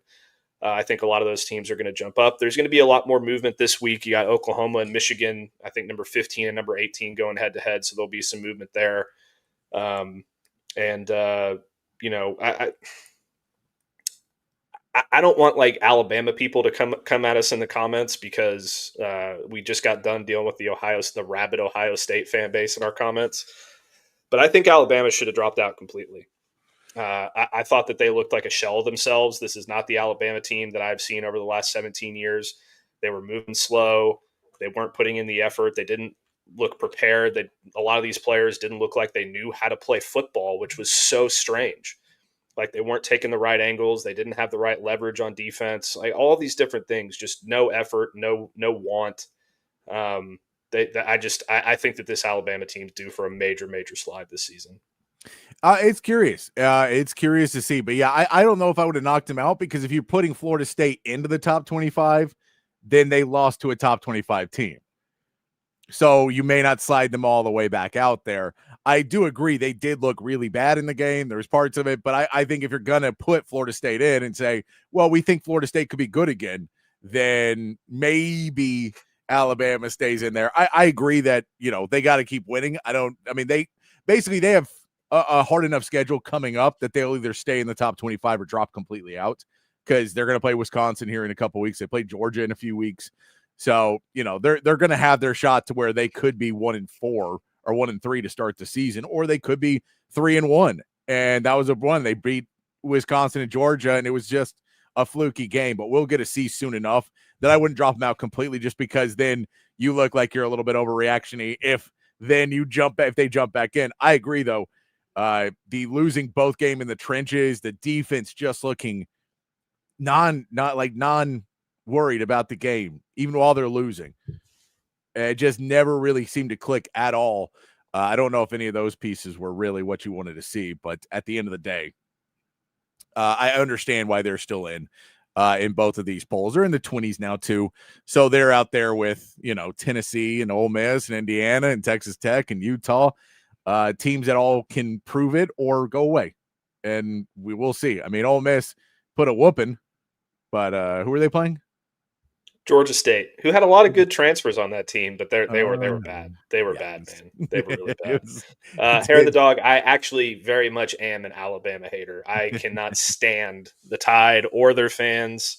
I think they are toxic and terrible, and it's a good time for them to go back into irrelevancy like they were under Mike. Was it Mike Shula? I think so. Right. One of the Shulas. I don't know. See, I can't get behind the Alabama dislike, and this is why. This is a very selfish reason. But I have a lot of friends who are Alabama fans, and they throw great parties. And so I need Alabama to be relevant so I can go enjoy the fruits of like all this really good food that they make. And then they'll have the drinks, and it's a lot of friends and fun. It's all musicians and stuff. It's a lot of fun to go. So if Alabama's just bad, then we don't get those parties, and that seems like a world that's no fun for me. So I'm going to root for Alabama to be good enough that those parties are still really fun. At least we're doing them. Selfish reasons, I know. And look, I don't think, again, it's weird to me to believe, and we'll get into this a little bit later. I want to see our reactions, but it's weird to me to believe that Kalen DeBoer just fails so heavily after being like just such a great coach everywhere he went. to come into this setting and fail so miserably, to just completely erode everything of goodwill that's been built. Now, I get if your culture is so vastly different than Nick Saban's, then it's just a really hard transition, and you may not get the benefit of the doubt to make that work out. But it seems rough at a certain point, right? To say this coach who's been really good at every level he's been at is now bad, like, and he can't coach up his teams, and now everything that was there is just, it's so much worse. Yeah, I mean, but maybe it's, maybe it's a situation where, and I don't think Kalen DeBoer is a bad coach by any stretch of the imagination. I think he's a good coach. I thought Tom Herman was a good coach, and I know that their histories aren't the same, but Tom Herman was very successful at Houston, and then he came to a place where he just, it just didn't work out. Maybe it's just not going to work out here for Kalen DeBoer. It didn't work out at Washington for Steve Sarkisian. It didn't work out at USC for Steve Sarkisian, but more so at Washington. And then he, got to take a step back, learn a little bit, go do something else, came back to being a head coach, and he was great. So maybe this just isn't the right fit for Kalen DeBoer. I know this is a lot of projection because he was 9-3 last year. He lost the season opener. I'm not saying his career, he's done and he's going to fail at Alabama. Yeah. It just looks, at the current moment, if I'm an Alabama fan, I'm very freaked out. Oh, well, if you're an Alabama fan, you're overreacting, clearly, because that's what Alabama fans are doing. But we will see. I want to talk a little bit more about this Texas-Ohio State game and the repercussions from it, and how this team can move forward a little bit more before we start to move on to Wednesday and maybe start looking ahead a little bit more. But Arch Manning, speaking to the media yesterday, basically mentioned a few times about, he talked about him not doing well enough. He did say all the things you're supposed to say, and that it's his fault of not playing better, and he's got to do better, and he's got to be more aggressive, and all these things. But what I thought was interesting is he had a couple where he said, I've got to hit Ryan Wingo late in the game, just continuing to get better each week. And he also says there's going to be shots whenever they come up, you've got to take them. And it felt like there was a point more of him watching the film. He saw the pieces of where he really was missing off and thinking, okay, the way I was looking at the game, I was looking at it in a flawed way. I was looking at it trying to be too safe at points. And sometimes I need to trust my really good players like Ryan Wingo and just get the ball to Ryan Wingo. And when things aren't going wrong for me, get the ball in the hands of the people that I trust. And I got to get Ryan Wingo involved because he is that good. And we know he can do things. When I put the ball in his hands a couple of times, he get 8 yards, and I go, in my vision, that was a 2-yard loss and you got 8 yards. So I need to trust that a little bit more before I start making those decisions. But that being said, is this something for Arch now, you think, over the next few weeks where you really are not going to have the same problems you had against Ohio State? They're going to try and show you those types of things, but there isn't the safety play that you had at Ohio State going to be in the next few weeks. They're not going to have pass rush that's going to be as dynamic, that they're going to be able to get in and make Arch make off foot throws, let's say. And, he can probably work on a lot of those pieces.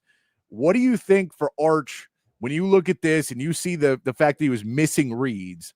What are you trying to put in for him the next couple of weeks to get that confidence up and to get him to where you really feel comfortable at what plays you're calling for him if you're Sark? I think you just have to make things quick early on. I thought in this game, Arch was kind of sitting in the pocket too much, trying to read across the field too much, or he was locking in on a certain concept and didn't take the easy stuff. And he was holding on to the ball a little bit too long. I think that if you're Sark, you go into this week's preparation and you say, all right, here's how we're going to start the game. You remember how we started games with Quinn last year? We're going to get you going on some quick stuff, some screens, some drag routes, some quick stuff across the middle, some hitches, things like that. Just get you into a rhythm, get you into being confident, getting some early completions. And then, we'll open stuff up as the game goes along. Now, that being said, I think that there's going to be a lot of people who are listening to this saying, and I said this yesterday too, But there's a certain piece to this where it's like, yeah, there was a lot of stuff on Saturday that was open down the field that Arch just didn't see. Yeah.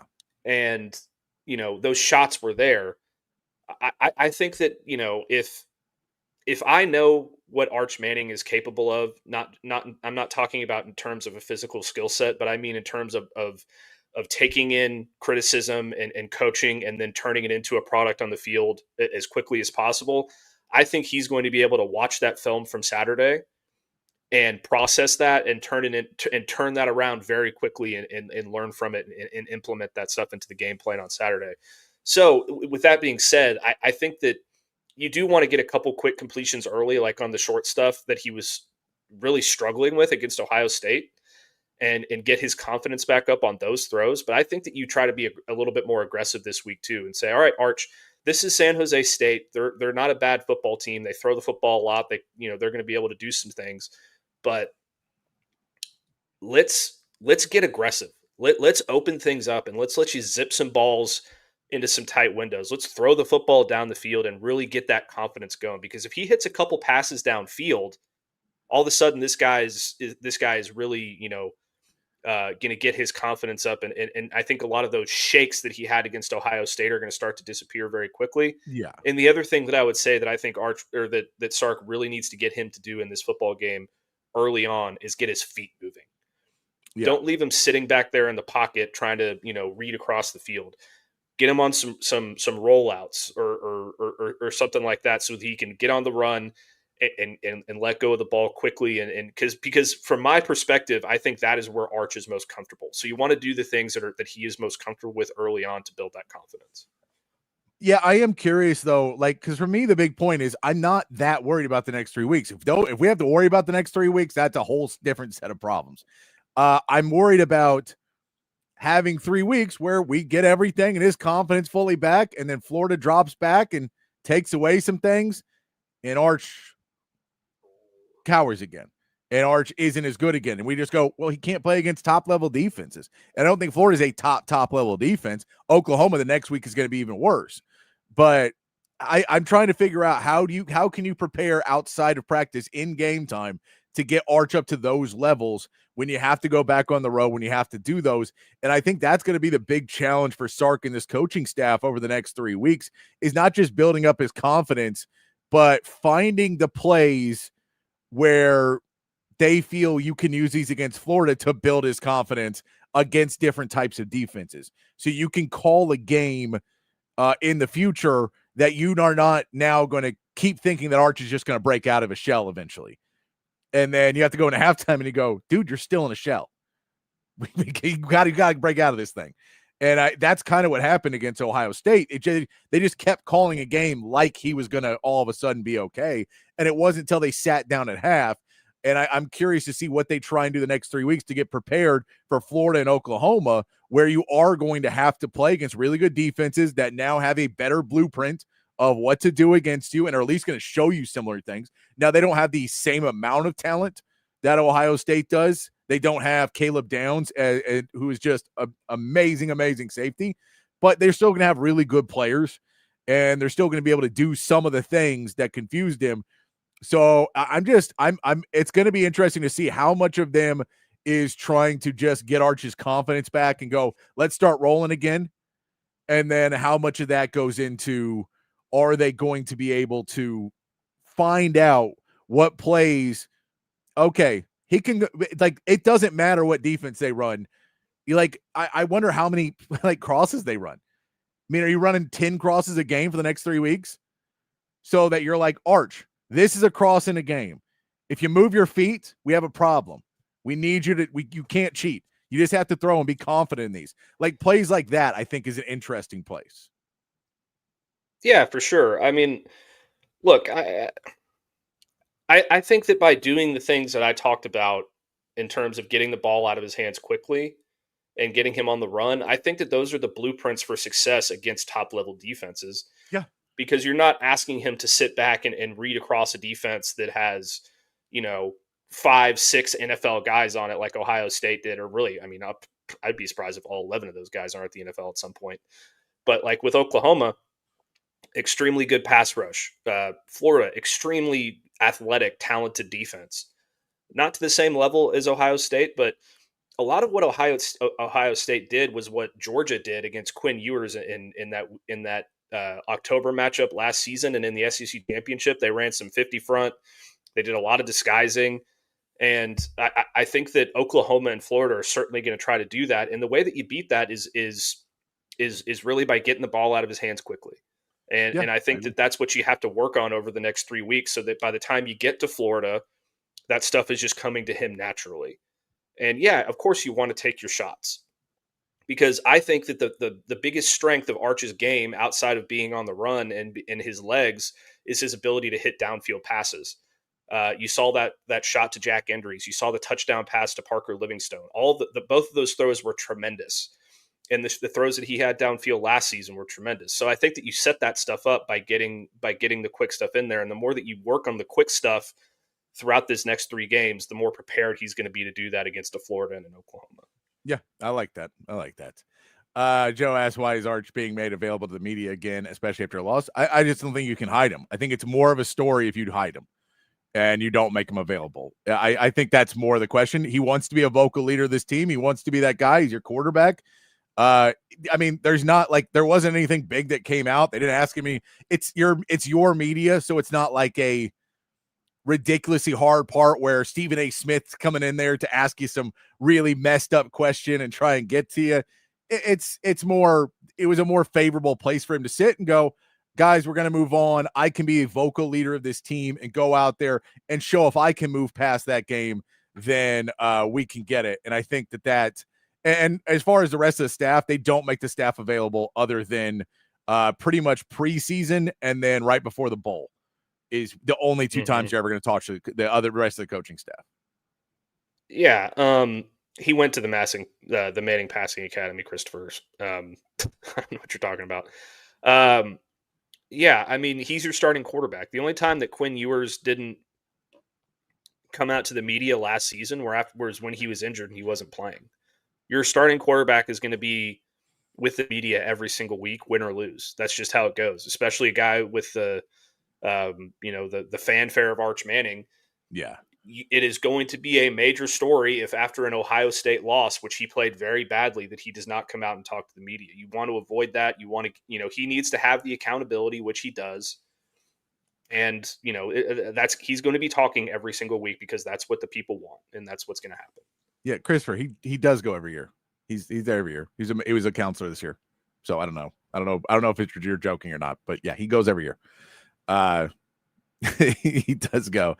But yeah, I think there's a world like Arch may not come out to speak to the media after each next week. If he has a really good game, they may not put him back out there because then they'll give someone else a chance to go do it. And they'll let an offensive lineman or a defensive lineman that maybe didn't do it, let them get the opportunity. But I think that's it's always a thing of like Sark, especially early in the season or early when he was coaching, you would know if he lost a game, he would be on time for his presser. And if he was winning games, he would sometimes be later. But if he lost and he had an answer, he couldn't show the weakness to be late. Like he was trying to avoid something. He really never wanted to show that. So he would come back out and he'd be right on time. If it was 11:15, he was there at 11:14 and 55 seconds and walking in the room with Bianco to come give his talk. But if he wins, he's got a 3-game win streak. Maybe that thing starts at 11:35. He's got other stuff to do. He's winning games. He has that ability now. And I think that's just kind of the way it is in those places. Yeah. Okay, Christopher. He attends the Manning Passing Academy every year. I saw his mechanics on Saturday. They were bad. I also saw his mechanics against UTSA and ULM and Mississippi State last season, and they were very good. He knows what he's doing. He just had a bad game and he was off. Yeah. So no, I get yeah. I don't think that this is like he all of a sudden forgot how to play football and this is going to be a regular thing. Like it was a bad game. No, but he goes. He goes every year. So that's he can't go now because it's not happening, but he goes every year. I know he threw sidearm. He threw bad mechanics. We all agree with that. That has nothing to do with going to the Manning Pass Academy. He goes every year. So we get it. He messed up. He had bad footwork. His footwork led to bad arms. It's all your whole body's connected. It's like shooting basketball. You tell people your feet are in the wrong position, you're going to shoot poorly with your upper body. You got to move everything that goes together. And his footwork was really bad, and it led to other things being bad. So he's turned the wrong direction. Let's get in. I wanted to talk to you about this, though, Matt. There was a lot of things that we went into about before the game about concerns for this Texas team. And there's some things that maybe you got new concerns. Now, so we're going to move past Arch Manning now because we know that is number one. That's the concern, right? Arch Manning didn't play well enough, and that's the number one. You need your quarterback to play better. Outside of that, I wanted to go kind of hit on some of the pieces we were concerned about before, and if you have any new concerns that will throw yourself into. So let's start with the number one, which was the offensive line. That was the number one. Everybody didn't really know, and the offensive line last year, or the new offensive line, what they were going to do, they look pretty decent. They give them a certain amount of time. You're going up against an Ohio State team that really did a lot of things well. We know Kenyatta Jackson did get hurt, which probably helps you a little bit on that pass rush throughout the game, but they have a lot of 5 stars and 4 stars on that defensive line. It's going to come in there and step up. So when we push that this offensive line is able to get the push that they needed. They ran the ball well in the first half. It did slow down in the second half when Ohio State made some adjustments and started to come in a little bit more, and were able to load up a little bit more. But what was your kind of grade and your thought of the concern going forward with this offensive line, Matt, now that we have gotten through 1 week against a really good defense? Well, I mean, I was pretty impressed with the offensive line. I thought that they held up very well. Arch had a lot of clean pockets. They didn't necessarily get the push that I would have liked them to get in the trenches in the ground game, but they were effective. They opened up holes, and the running backs were able to find those holes and take advantage of it. I came away far more confident with the offensive line than I went into this game with, and that's a very good defensive front, very talented defensive front that they went up against in Ohio State. I thought they held their own extremely well. I was really impressed with Trevor Gooseby with his hand injury. I thought that he played really well despite having that little setback. Connor Stroh I thought was great at the guard position, kind of rotating there with Neto Umeozulu. I thought Cole Hudson was pretty good. I thought DJ Campbell was pretty good. I think that probably my biggest concern with the offensive line was Brandon Baker. He looked a little bit, jumpy at certain points. He had a couple penalties. He missed that block at the very end of the game that led to the pressure on Arch on the 4th down that led to the end of the game. But overall, I was very impressed with the offensive line and their ability to hold up against a really, really good Ohio State front seven. So that's something that I take away from this game and I actually feel more positive about than anything else. Yeah, I mean, and I agree with you. Brandon Baker was the one who looked like the game, again, was probably a little bit too big for him. And you could tell was nervous throughout the game. So we just saw that was a difficult piece for him as he continued to be more nervous and maybe a couple of jumps in there.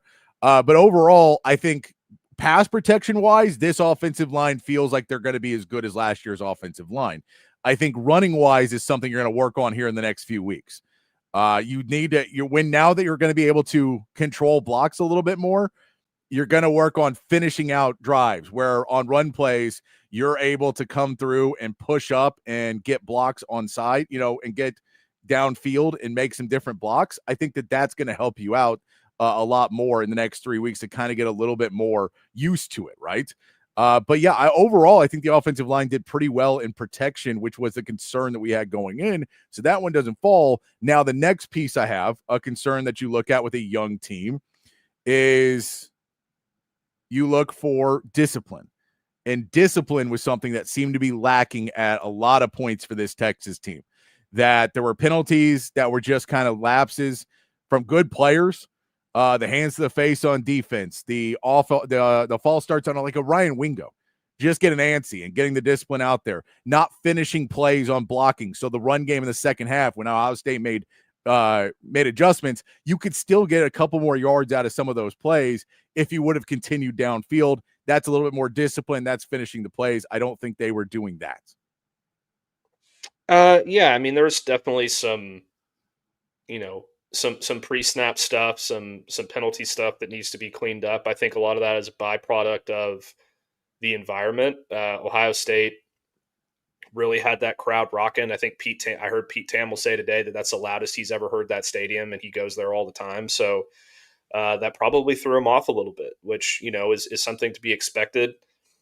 I wouldn't be too concerned about the pre-snap stuff as much over the next couple weeks. I think that when you really get concerned about that kind of stuff happening again, it's against Florida. So that's why you need to work on it over these next 3 games and really clean that up. I thought that the Ryan Wingo one was a bit ticky-tacky. He just got off the line just a little bit too quick, and it wasn't like he jumped. He just started running like a split second too soon, which you can't do. And he needs to not do that. But, I don't think that that's going to be a thing that happens again.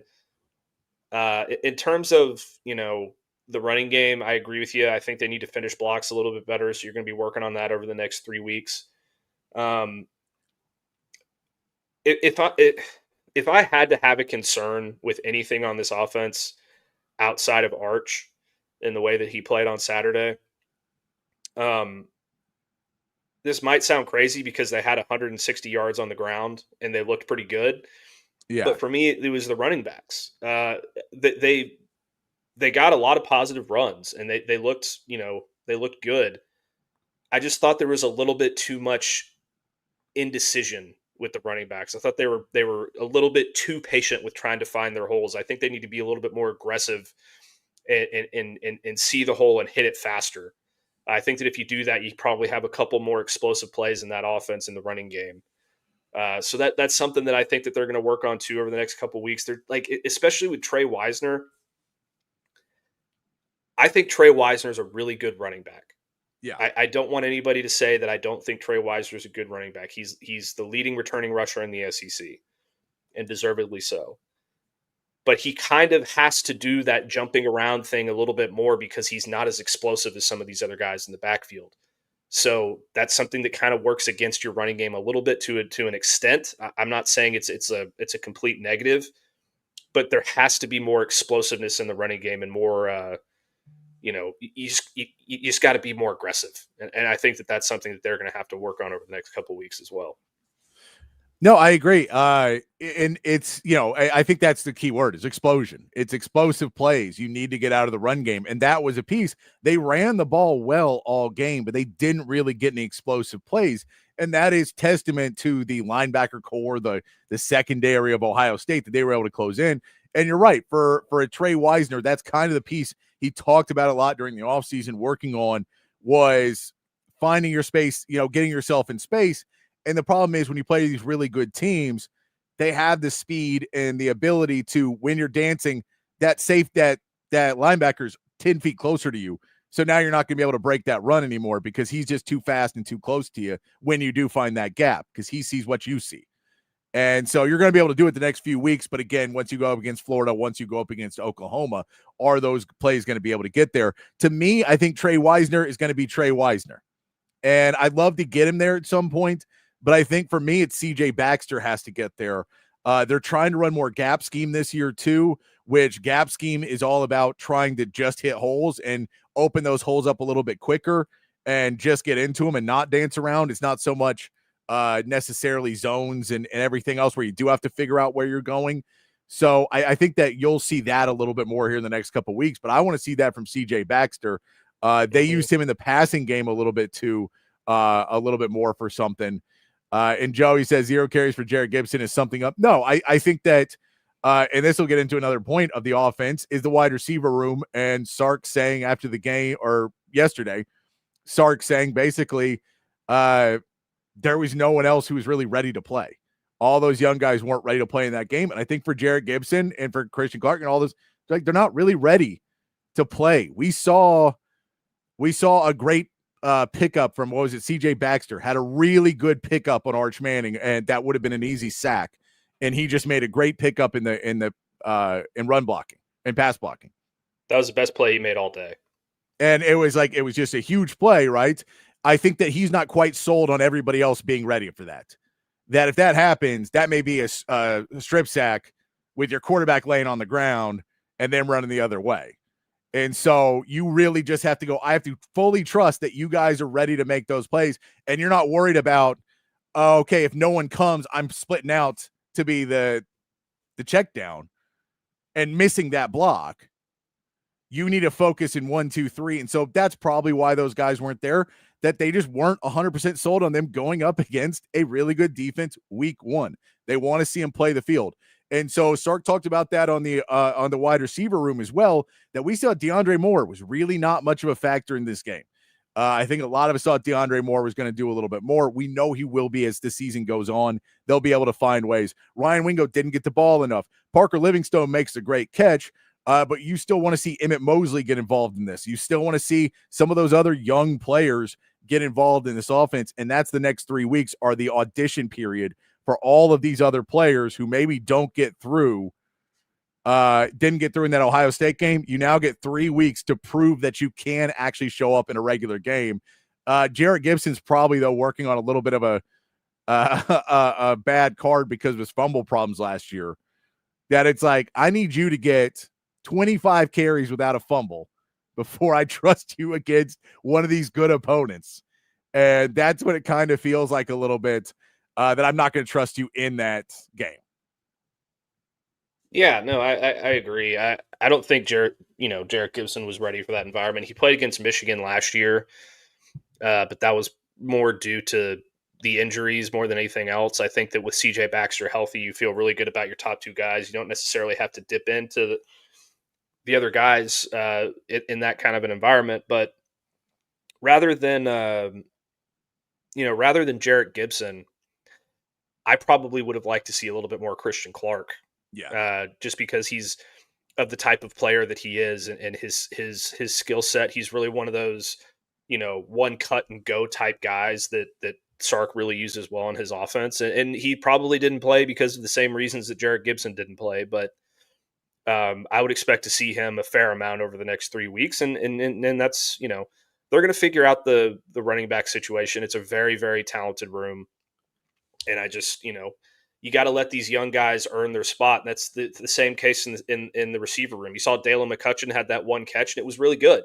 Yeah. That was a great catch by him. And he got a first down.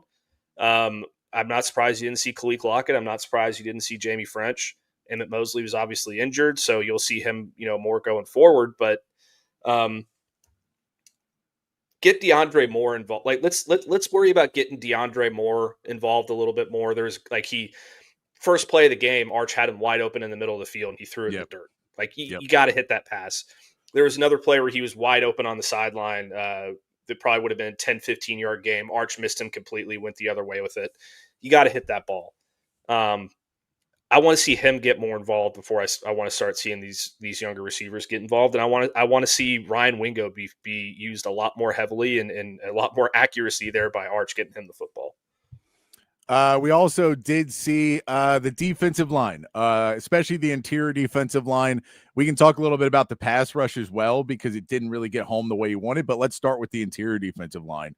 And the interior defensive line, we were wondering kind of what the rotation is going to be. It ends up Hero Canoe gets the most snaps on that interior defensive line. He does end up playing 18 of those snaps at defensive end. So Hero Canoe kind of does move around a little bit more on that offensive line. This is against Ohio State. So we'll see if Hero Canoe stays at that, playing that amount of snaps, or if that was because of his relation to Ohio State. Murad Watson got the most snaps at the B gap with 21. He was the most there. Alex January had 16 there as well. Alex January had 0 in the A gap. Travis Shaw actually takes the A gap lead with 12. Cole Brevard had 7 of those and 12 of the B gap. But we also saw Alex January take 10 snaps over at the defensive end position and move out a little bit as well. But the run game, they were able to hold enough in that run game. They were the James people was basically completely shut down for the game. But they still allowed some running that you didn't want to see. You're talking about a really good team. I don't think they allowed enough that it really concerns you. What was your kind of grade and your thought of that group of transfers and the guys you have in that interior defensive line? I was really impressed with the defensive front. Particularly Alex January. I thought that he made a couple of really good plays during that football game. Murad Watson, I think, looked pretty good. He got kind of what's the term for it? He got kind of memed at a certain point during that game because he got that double team and got scooted back, kind of like one of those blocking dummies. But like, look, you got two 320-pound guys getting a push on you. It's really hard to stand up. But I thought he played really well. Travis Shaw, I thought, played pretty good. Cole Brevard made a couple plays. But the Texas defensive line had a 77.6 PFF grade on 39. Or sorry, that was Leon Foul. I pulled up the wrong thing. Hold on, let me get this stat real quick. Where did that go? Okay, here we go. So of the 49 defensive tackles who played over 10 snaps against FBS opponents this weekend, Texas had 3 of the top 5 highest graded run defenders in the SEC. Cole Brevard was an 84. Alex January 78.4, and Hero Canoe is 78.3. So I thought that this room was going to be something that we kind of had to do a little bit more work on because it was a lot of new bodies. But I thought they held up really well against a talented Ohio State offensive line that had a lot of newcomers, but it's Ohio State. It's really good football players. So I thought that they played really well up there. And then we look at the edge room where the sacks weren't there. They didn't really get the pressure. A lot of that is because Julian Sayin and the Ohio State plan was to get the ball out. Do not let them have an impact in the game. We know they're really good, so don't let them have an impact. But probably the most surprising part about it was that Trey Moore played a lot of snaps at edge. He played 37 snaps in the game, 27 were at edge.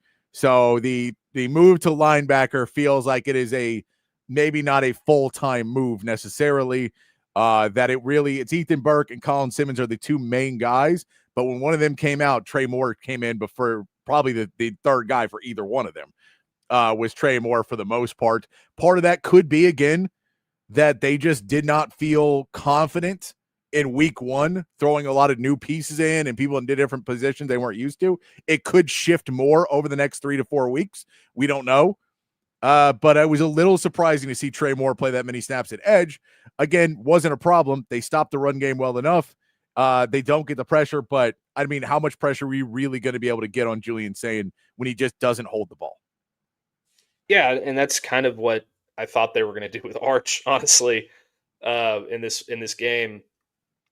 But there wasn't a whole lot of opportunities to get pressure on Julian Sayin. You're absolutely right. He was getting the ball out very quickly. They were doing a lot of screen stuff, a lot of short stuff, and even the passes that were a little bit more down the field, with the exception of the ball to Carnell Tate, a lot of the passes that went for more yards from Julian Sayin were quick, and he was getting the guy's ball in space. And the opportunities that they did have to get pressure, I thought that they got pressure.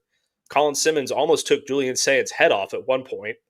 Leon Foul got pressure up the middle on the goal line, and without the hand in the face, he was getting held. That would have been a safety. So there was some pressure there. It's just there wasn't a whole lot of opportunities to get it. I expect that to change over the next few weeks. I think more guys are going to get involved. I'm not entirely surprised that Trey Moore played that many snaps at edge. I mean, I think that you have him on this team because he can do multiple things, and he's an incredibly good edge rusher. So why not put him there and let him get some pressure on the quarterback? I think we all thought he was going to rush the quarterback, but I would have liked to have seen Colton Vosick get in there a little bit more, maybe some Brad Spence, something like that. But again, this isn't a game where you try out. You're right, Patrick. This isn't a game where you try out new things and new guys and see what you got. That's what the next 3 weeks are for. Yeah, and it really did feel like you knew this was going to be a battle. You knew it was going to be a low-scoring game if you keep it that way. And it really, at the end of the day, it really felt like we know that they beat us on a few plays last year. And now they beat us again. I'm not trying to take anything away from them, but you go that screen pass at the end of the first half, it's massively game changing. And you're like, we just can't allow that, because one play can really throw off everything we want to do in this game. And so they didn't want to trust somebody who may be in the wrong place to lose a game for them. I think if they known they would have lost, they would have played the game very differently. If you go back to start and go, it's a loss. He goes, oh, everybody plays and screw it. Let's go have fun. But they were really trying to get the W. And so they just tried to put in things that they felt would work. And, but at the end of the day, we'll look at all those. Those are the main factors we kind of looked at for what we thought was going to be good, what we thought was going to be bad before the game. Were there any other concerns, Matt, that kind of sprung out of that game for you? We said Arch we're not talking about, but, was there anything else that you looked at and really went, okay, we need to fix that going forward in the next 3 weeks? Oh, honestly, we talked about the penalties. I talked about my issues with the running backs. We're not talking about Arch. I guess the one concern that I'm going to have, and this is kind of unfair, I think, to a certain extent, because I thought he played a really good game. And even the play that he gave up was just a ridiculous play by Carnell Tate. But I want to know if Jalen Gilbo is going to be able to hold up on the outside. Yeah. He's kind of an undersized guy. Jahdae Barron could do it. I don't think that Jalen Gilbo is necessarily Jahdae Barron. He's going to have the opportunity to prove it. That's probably the one other concern with the defense that I had. I thought everything else the defense did was very good. I thought they stopped the run well. I thought they played the pass well. I have very, very little concerns about this defense going forward. In fact, I think that this defense is going to be one of the best in college football. It's just that one spot is just like a little I'm not sure about. Yeah, and I think that to me was kind of emblematic of I do not think this will be a problem against really any other offense all season. And that's not to take shots at any other offense. I think it was just because it was week one, because there was so much emphasis on not making mistakes, that you didn't get the turnover push at all. Like, you weren't breaking on balls. You weren't trying to strip the ball. You weren't really doing anything but trying to do your job. Don't let him get a big play on the wide receiver. Like, let it, don't try, not allow a big play. Once we get wrap up, tackle. And you need to be going in trying to punch the ball out. You need to be going and trying to get a read on some of these plays and trying to make a play on the ball. And I think that that'll be much easier to do going forward, because you're not worried about the best wide receiver room in the country. And so they'll play other good wide receiver rooms, but not that wide receiver room. And so maybe the confidence level that I kind of just want to see the confidence level in this defense come up of, we are good enough to go make those big plays. And that comes with time. That comes with playing together. You're going to get that much more over the next 3 weeks. So I'm not really putting that as a concern so much as it's something that you would have liked to have seen in the game and you didn't. And now you go, I'm going to be looking for it more against Florida. Yeah, I totally agree. I think the turnovers are going to come. I think you're going to have a lot more opportunities to get, to do some playmaking on defense. I guess that I kind of hate to say this, honestly, but because I don't think it was necessarily the wrong plan. But I think that you're right. I think that they just played too much to do the job, and they weren't aggressive enough defensively. I'd like to see that change. I think you had an opportunity there to be a lot more aggressive against that defense. And maybe you give up a play to Jeremiah Smith because of the aggressiveness, or another play to Carnell Tate, or whatever the case may be. But maybe also you force a turnover. And those are just kind of the risks that I think you have to take as a defense, especially when you're one as talented as Texas's defense is. And again, I don't know that there is a lot of opportunities to force turnovers either, because almost everything that Julian Sayin threw was short or quick or designed not to give you an opportunity to force that turnover. So it's kind of a give and take. I do think they need to be a little bit more aggressive, though. I'm with you. All right.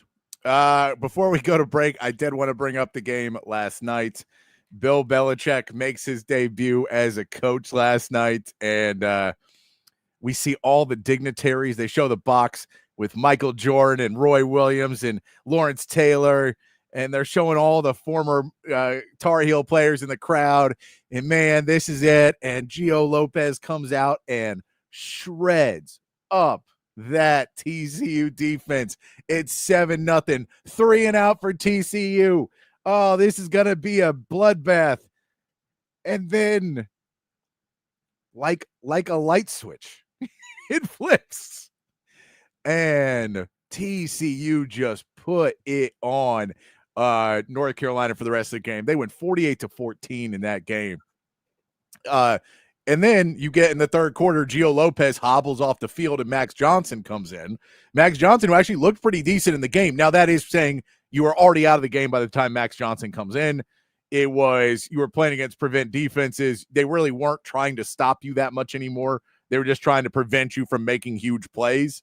So he had a little bit more, but he goes 9 for 11 for 100 yards and gets a touchdown. So he was a little bit better. But again, it wasn't like you were playing against TCU's top defense at that point, who's really trying to shut you down. They were like, let's just run the clock out. We're dominating right now.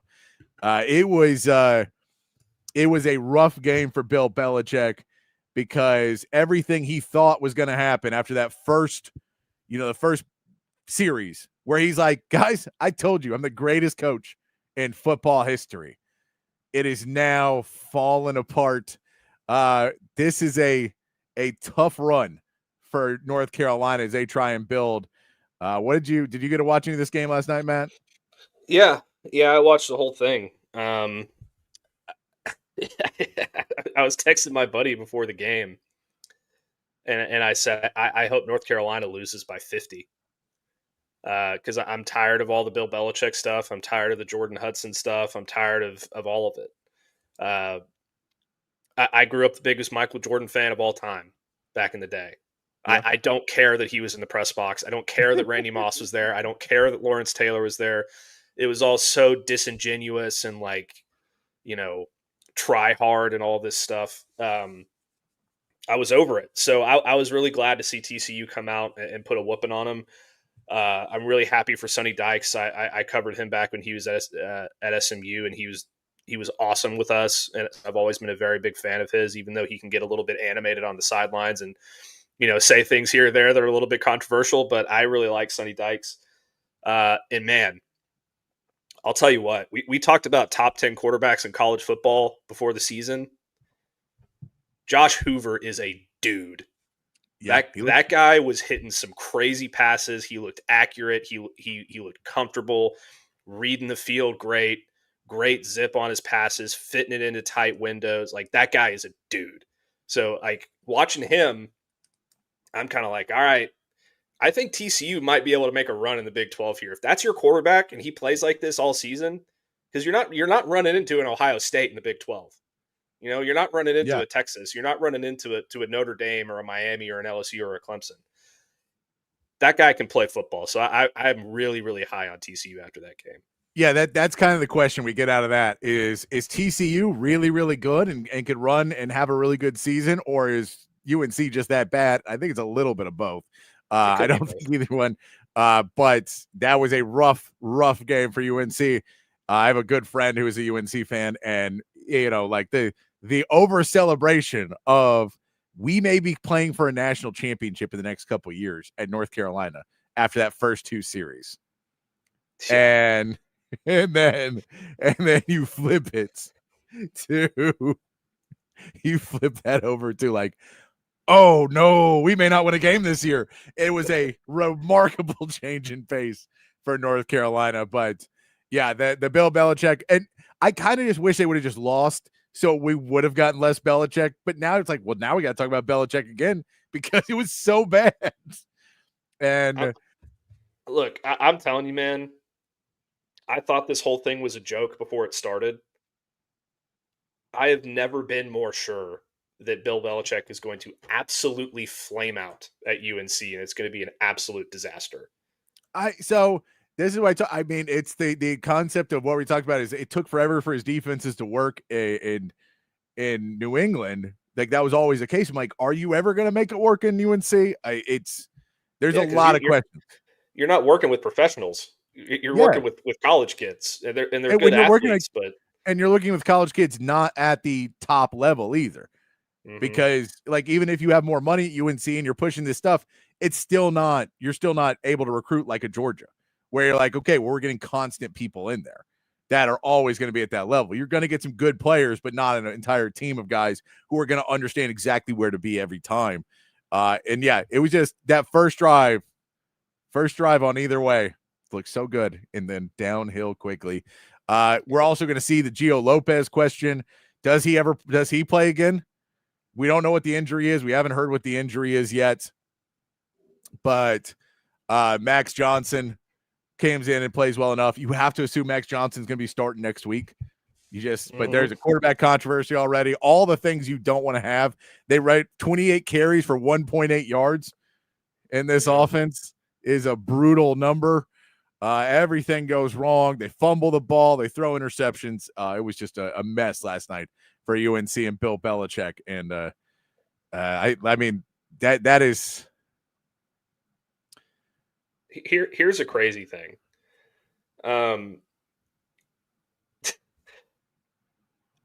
Texas A&M has like 5 or 6 quarterbacks. If Mac Johnson starts next week, they're going to have like 5 or 6 quarterbacks that have transferred out of that program that are Power 4 starters. Yeah, that's bizarre. You got Connor Wegman at UNC at U of H, Zach Calzada at Kentucky. You got Haynes King starting at Georgia Tech. Max Johnson could start for UNC next week. Eli Stowers might be the best tight end in the country. He's over at Vanderbilt. Like it's crazy how many of these guys came through this program and are now somewhere else, and they're doing really, really well. None of them made it work at A&M. Yeah, I mean Marcel Reed looked really good in week 1. Marcel Reed did look really good in week 1. UNC's next 2 games are at Charlotte, which I don't know why that's a road game, and then Richmond. So you have to play 2 games there. Then they go to UCF, and then they got to play Clemson. Ooh, they are going to get throttled by Clemson.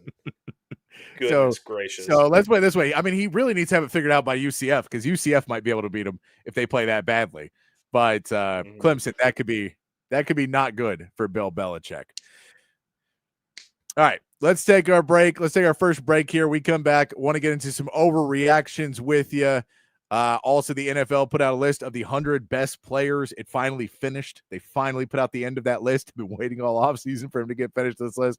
So I want to get your opinion on some of that list as well. If you think some of these people are ranked way too high or too low, and where the Cowboys and Texans players are on that list as well. And then there's a couple other funny stories happening around college football as well that we might get into as we continue on here on Open Gym here on Texas Sports Unfiltered. At Sleep Cycle Center, we can treat your sleep apnea in various ways. My story starts 15 years ago with the loss of my father to undiagnosed untreated sleep apnea. And this is a very preventable disease, and treatment options are various. Millions of people across America have sleep apnea, and they fail to realize the early warning signs. Fatigue, daytime sleepiness, and snoring are the most common signs. We'll find the best solution using advanced technology, oral and epigenetic appliances, or CPAP. We offer weight loss, oral surgery, and laser treatments. Schedule your appointment today and get your sleep evaluation.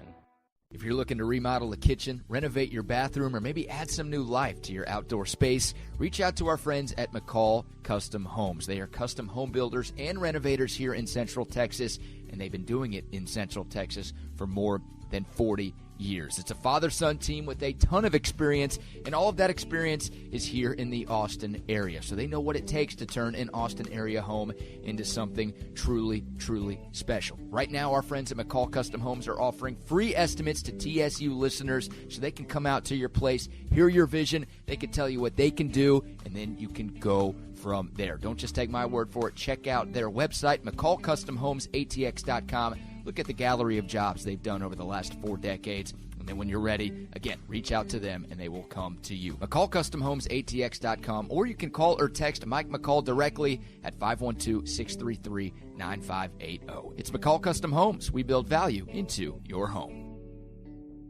Hi, everyone. This is Tom McKay, owner of Audiovisual Consultations. We've been serving and assisting customers in the Texas area I think I got this by now, old man. This is Camilla McKay, Audiovisual's social media and website manager. Our company has been helping you sit back and relax for the last 37 years. We come to you, and we're the kind of workers you want in your home. We give you all the advice at a great price, and we do a lot more than just audiovisual systems. We have employees capable of performing services like electrical contracting, heated floors, motorized shades. Am I forgetting anything, old man? Yeah, we do surveillance systems, controlled lighting systems, and landscape lighting, computer networks, multi-room audio systems, and of course, we install some really cool theaters. I had a feeling you were going to say that last one. Now, am I forgetting anything? Only this. Remember to hug your kids, laugh with strangers, and make love to whoever the hell you want. So give us a call at 512-255-8678. Or visit us online at avconsultations.com. That's 512-255-8678. Back here on Open Gym on Texas Sports Unfiltered. As we roll into hour 2 here on a Tuesday afternoon. Myself, Patrick Davis, alongside Matt Galatzan of Texas Longhorns on SI. Text lines open 512-222-9328 or the chat on Facebook, Twitch, X, and on YouTube.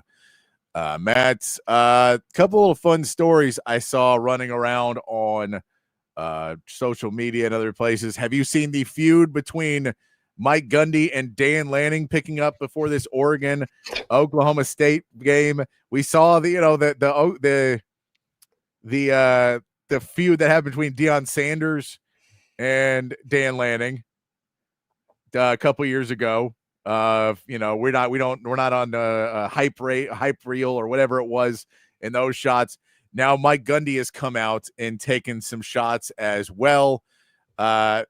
His first shot is Oregon is paying a lot of money for their team.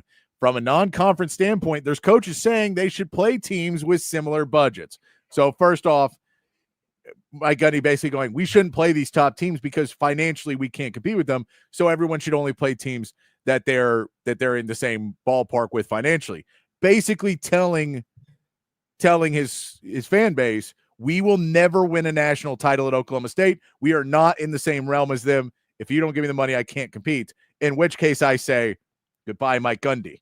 You are one of the greatest coaches that Oklahoma State will ever see. You're a great player. If you believe you cannot compete for titles at this job, then you need to retire because that's what you're getting paid to do.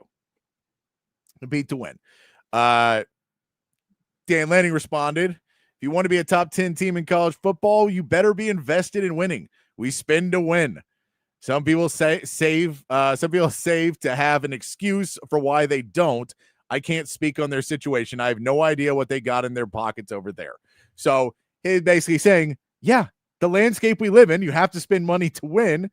So we spend the money to win, just like every other team is doing, just all these other places. So you end up having that pace where Mike Gundy and Dan Lanning are going back and forth. Now, this is a weird type of trash talk because this trash talk basically is Mike Gundy saying before the game, we're definitely going to lose because they have more money. It's a really weird, specific type of trash talk where you're already saying the reason they're going to win is because they're cheating. Yeah, I mean, this just really sounds like a guy who knows it's over. I liken it a lot. I've mentioned this analogy before with a different coach. I think who was it that I mentioned it with? I think it was Brent Venables, but another Oklahoma guy.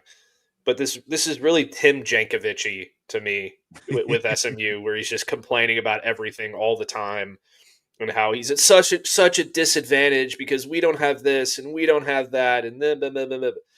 It's like, dude, if you don't think that you're capable of winning football games, then leave.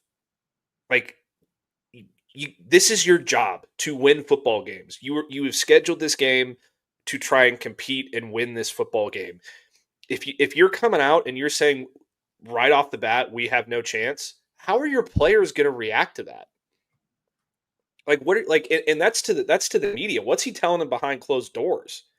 oh, guys, don't worry about it. We're going to come out here and get our asses kicked on Saturdays. But I love you. I love you. Just keep competing. It's like that team is going to – they have gone so far downhill after the 2023 Big 12 championship game. It's bizarre to me how far they have fallen off. And I get the NIL thing and, you know, you lost your sugar daddy and all this stuff. But, like, this is how college football works. Now, you can't complain about it. You just got to play the game. Yeah. No, I'm with you. Also, have you heard all these reports about, do you know the name Joey Velasquez? Have you read any of this yet? I have not. Joey Velasquez is the name of a former Michigan player. Played baseball, played football, played everything at Michigan. He is now, and then he ends up, after Michigan wins the national title, transferring to Ohio State to become a walk-on at Ohio State. Preferred walk-on at Ohio State to play football. Wins the national championship with Ohio State. He is still on the team there. He has now been basically named by several sources as the person who blew up the Michigan sign scaling scandal and reported them to the NCAA.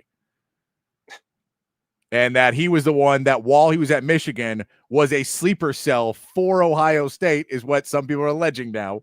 I don't know how much of any of this is true. I read things, but I did not read enough into it because it sounds pretty off-putting to read the whole thing. But basically, the belief is that they used him. He tried to tape Connor Stallion's conversations. He then also made false claims at points to the NCAA.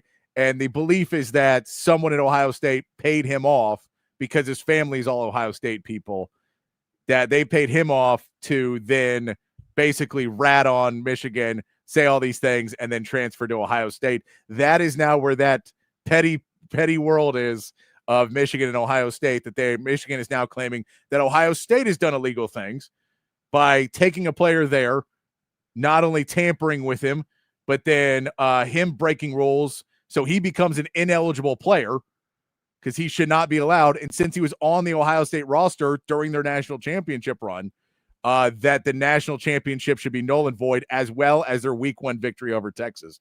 All of that should be null and void because this player has it should be ineligible. That is, so if you want to read up on any of that stuff, it is crazy how deep this goes. But I thought that was over with the Connor Stallion's documentary and the punishments. I thought we were done with it, and now they've added a new person into the chats. Yeah, I mean, this is the most toxic rivalry in America by a long shot. It really makes you appreciate Texas and Texas A&M and Texas and Oklahoma. Like that stuff gets toxic sometimes.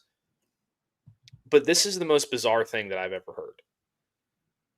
Like, I don't even know what to make of it. Like, how is this? This is just, I don't know, man. I don't really know how to get my head around this thing. It's like Michigan gets in trouble. It's like the older brother getting in trouble and then trying to blame get his little brother in trouble too because he doesn't want to be in timeout by himself. Yeah. It's so childish. It's so That's so great. It's ridiculous. Like, move on. Here's what I'm hoping for. I'm hoping that they all take each other down. And at the end of the day, they just destroy the Big Ten from within. It would be hilarious to me if those two fan bases found a way to just take it down. But yeah, what I was reading, and it was just really, and then there was all this talk about his family was in debt and was behind on payments. And then all of a sudden when he transfers, they move into a nicer house afterwards. So they were no longer in debt and moved into a nicer place with more expensive rent after he goes to Ohio State. So that is your new piece. We'll see how much of that is reality as we get further, if it picks up steam as a story.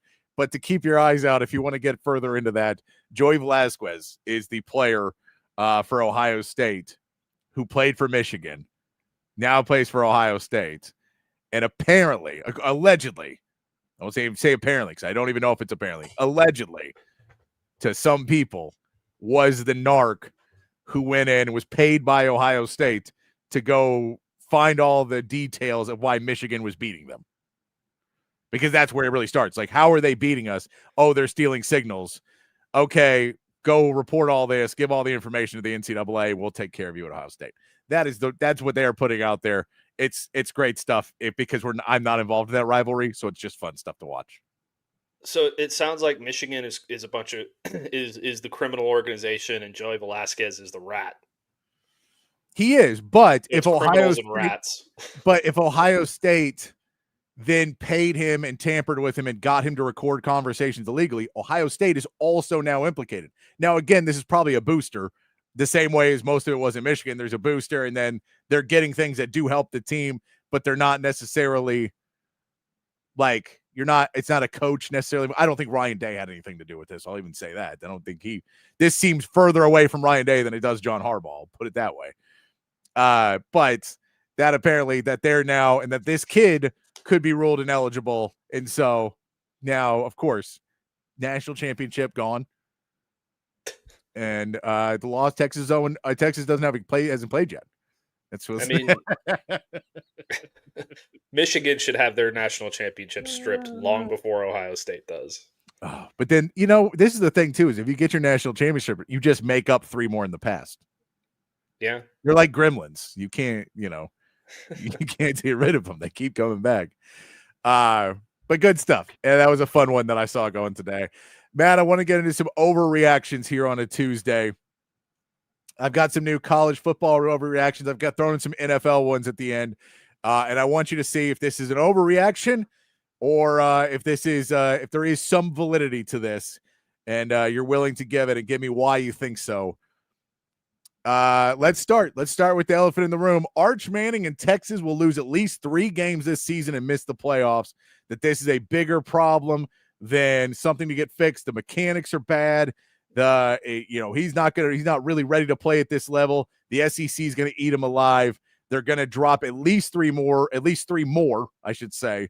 And this could be a long season for the Longhorns and Arch Manning. Well, this is Sooner Cowboys' dream conversation. I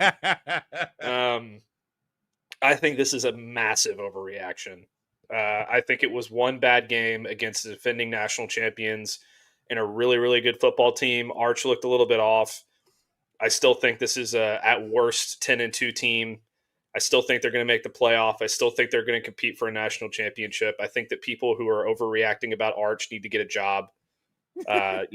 It's one bad game, and there's people taking victory laps out there about the whole thing, which is really unfortunate because it's just a kid trying to play football. You don't need to take a victory lap, but it's a massive overreaction. This team is still extremely good top to bottom. Arch is going to get it figured out, and even if he's not fantastic all season long, this defense is going to be good enough to get you where you want to be. And this running game is going to be good enough. And I'm like, hey, Texas might also have the best punter in the country, by the way. Let's throw that out there. My dad texted me and he goes, at least our punter is the best player on the team. And I go, do not remind me of a time when Texas' best player was a punter. It has happened not that long ago. Don't want that again. Our punter was really good. I loved him, but we need to have other good players. No, I'm with you. It is a massive overreaction. Clearly, I realized the laziness of the take that Arch Manning hasn't shown anything yet, and so he's going to be bad. Was basically you're out for that. He got better during the offseason. So you never had. You could be like the tape still. I was right about the tape, and he's still. So you're like you couldn't get out of it either way. You could won in that setting. At the end of the day, I think if you just look at that defense alone, that defense is going to win them a lot of games. I mean, the defense almost won them this game against Ohio State. The defense and the run game and everything, they were in the game, and they played pretty poorly a lot of it. They made a lot of mistakes. They didn't have explosive plays. They didn't have anything else. So I think that point, it really you're like, okay. And I think Arch will be much better as the season continues on. It was a bad start, but it was not It wasn't like, again, if he was just missing people by 5 yards or something, like if he was just kind of off a little bit more, then I might be more concerned of like, oh, he's just not accurate. But his inaccuracy on some of the passes was not an inaccurate passer. It was someone who threw the ball wrong. So I think when he starts throwing the ball right, he was accurate, and then he rifled some into. So like, there's just pieces of there that I think he'll be able to go, that I'm not as worried about them losing 3 more games and not making the playoffs. I still think they're a playoff team because of everything else. But we will see again. And Joe, look, that's the 2 weeks we know. We don't know anything we don't know really anything until 5-6 weeks from now. It's going to be a while till we have real answers about what this team, really their possibilities are. On the flip side of this, Matt, next overreaction. I've seen this from multiple people, by the way. It's not just me taking a piss. Matt Patricia will win the Broyles Award. Yeah, that's an overreaction to me as well. I think this is more of just a guy who's been a defensive coordinator for a long time and has a lot of experience looking at the film from last year against Texas and studying the entire offseason to defend the Texas Longhorns and doing a good job of getting his team prepared to do it. I don't know who's going to win the Broyles Award. I would be surprised if Matt Patricia is one of those guys. I just don't think that it's going to be a thing that continues throughout the rest of the season. I mean, I think they're going to be a good defense. Yeah, of course. Don't get me wrong. Players. But if somebody wins the Broyles Award, it's going to be, I think Gus Malzahn has a really good shot at winning the Broyles Award at Florida State. Yeah. For example. And that's the thing. I think you like to win the award, you really want to take a place up. Like, so PK was in the running last year because that secondary went from not that good to great. Mm-hmm. And so when you take a defense and then level it up, but Ohio State was one of the best defenses in last year. So all he's doing is keeping it the same level if they're really good again this year. So I don't put it there that he would have that one. But who knows? We'll see as the season goes on. Next overreaction. Alabama's time as an elite team is over. I think this is absolutely spot on. I think Alabama's run is done. Christopher, I understand that you think that Arch had bad mechanics. If you keep it up, I'm going to put you in timeout. Like, we get it. We're not talking about that anymore. Get over it. Yeah, I think Alabama is absolutely done with their time at the top. I think, like I said earlier in the show, I think that Kalen DeBoer is a good football coach, and I think that he's going to be good, later on down the line. I just don't know that Alabama is the right place for him. Like, there's that saying, you never want to be the guy that follows the guy, right? You never want to be the guy that follows Mac Brown.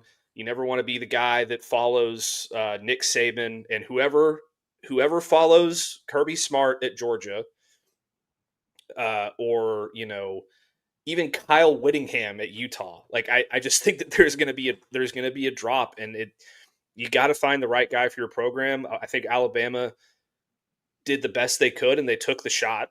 And I don't think it's going to work out for them. The way that they looked did not look like an elite level football team. And I don't know that it's fixable throughout the rest of the season, because it just looked like a bunch of guys who didn't care. So I'm going to go ahead and not go that far. I think this could still be a 3-loss team this year. And I know that sounds crazy, but last year, Alabama just didn't show up to some games. And I don't know why it was. But they were a good team when they showed up, and some games they just did not show up to. And so this could be another time where Alabama just doesn't show up to some games. They could be a 3 or 4 loss team because they don't show up to 3 or 4 games. But I think they will be good outside of that. Now, that does take that they are not an elite team if you're not showing up to games. I agree with that. But I don't know if it's necessarily going to be, oh, man, this is over. We're really bad. Now, the question is, how long of a leash does Kalen DeBoer get to turn that around?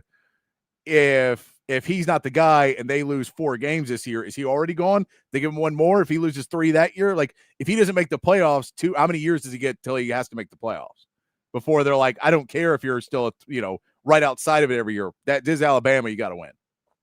He's got a $63 million buyout. So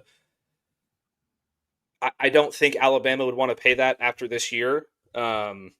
But then again, Texas A&M did a $76 million buyout with Jimbo Fisher. So if the boosters really want him gone, they're going to have to pony up the money. It's just my thing with Alabama is, and the idea of moving on from Kalen DeBoer, who are you going to get to replace him? And that's the question. Because they already tried to get Dan Lanning. He said no. They already tried to get Steve Sarkisian. They already tried, to get. I think they even tried to get Lane Kiffin. Like, so who is the next guy in line that you think is going to bring Alabama back to the top? It's not James Franklin. I don't think Ryan Day is going to leave Ohio State. Is there another guy out there that is going to be the next coming and fix your program all of a sudden? I don't know.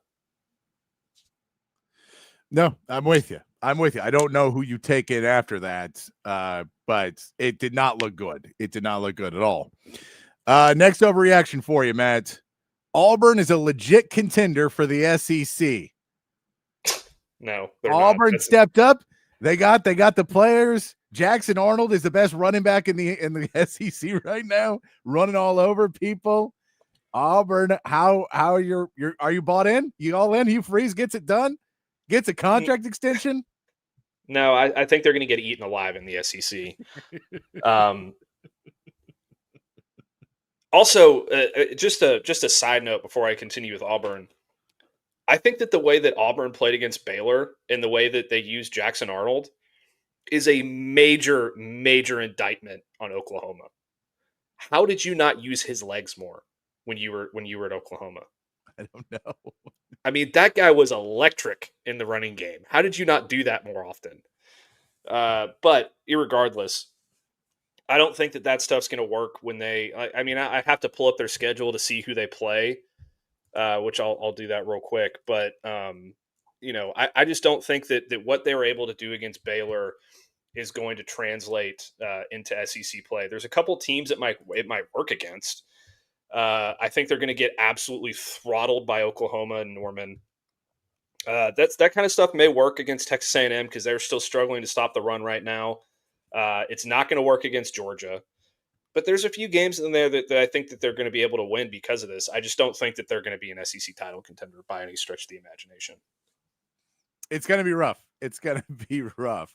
And once he starts getting hit, once the speed of those defenders starts picking up, it's going to be a different problem. It is going to be rough. Let's go. Miami will win the ACC. Miami looked really good. Carson Beck looked good in week 1. They came out and got the job done. Does this put them? Clemson had a tough week. We know Florida State had a good week too, but we look at it. Miami's ranked number 5 now in the country, 6 somewhere else. But where do you put Miami? Are they the front runners now for the ACC? First, Joaquin Ryan Day just won a national championship. He's not going anywhere. Yeah, I mean, I think that Miami has a legitimate shot. Like, it's less because of Carson Beck that I say that, and more because that defensive front looked nasty. Ruben Bain was incredibly good. I still don't think they're going to win it. I think they're going to compete for it. I think that they'll be right there with Clemson, probably in the ACC championship game. But I still think Clemson is a playoff team. I still think that they're really good. I just think that they ran into a really, really good LSU team. Kind of like I still think Texas is really good. They just ran into a really, really good Ohio State team, and I think Clemson's going to be fine. Speaking of LSU will win the SEC. I buy that. All right. I still think Texas is going to win it. And I still think Georgia is going to be right there. But LSU looked like the best team in the SEC this past weekend, in my opinion. They have an elite quarterback. That defense is playing real football.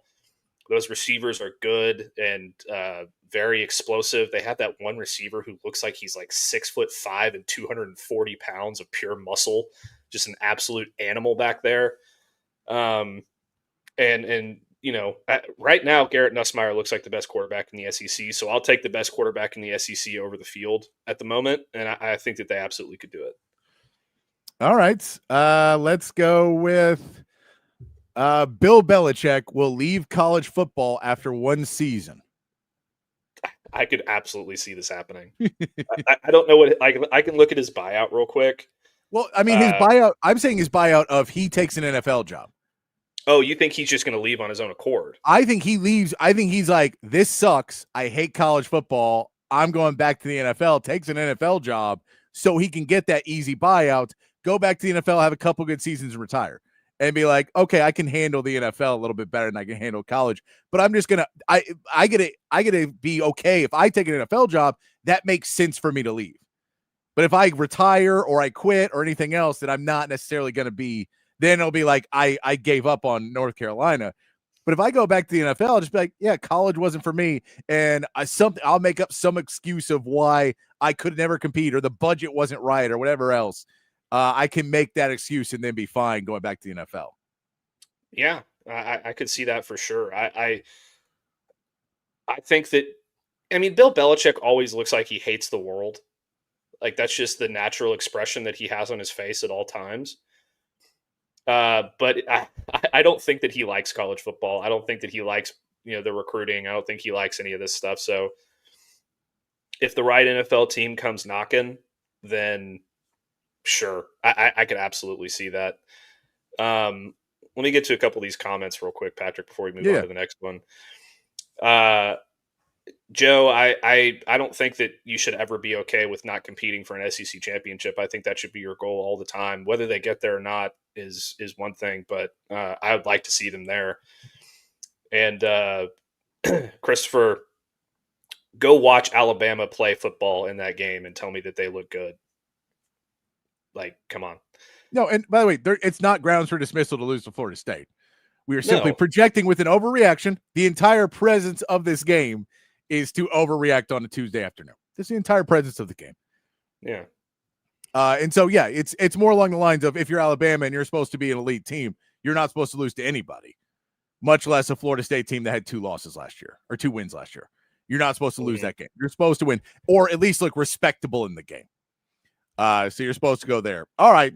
Where is our Sooner Cowboys here? He's ready for this one. John Mateer is the Heisman front runner going into week 2. John Mateer is your Heisman front runner. I think he's right there. I don't think that's an overreaction. He looked awesome. The problem is it was against Illinois State. So I would like to see him do it against Michigan before I can crown him Heisman front runner.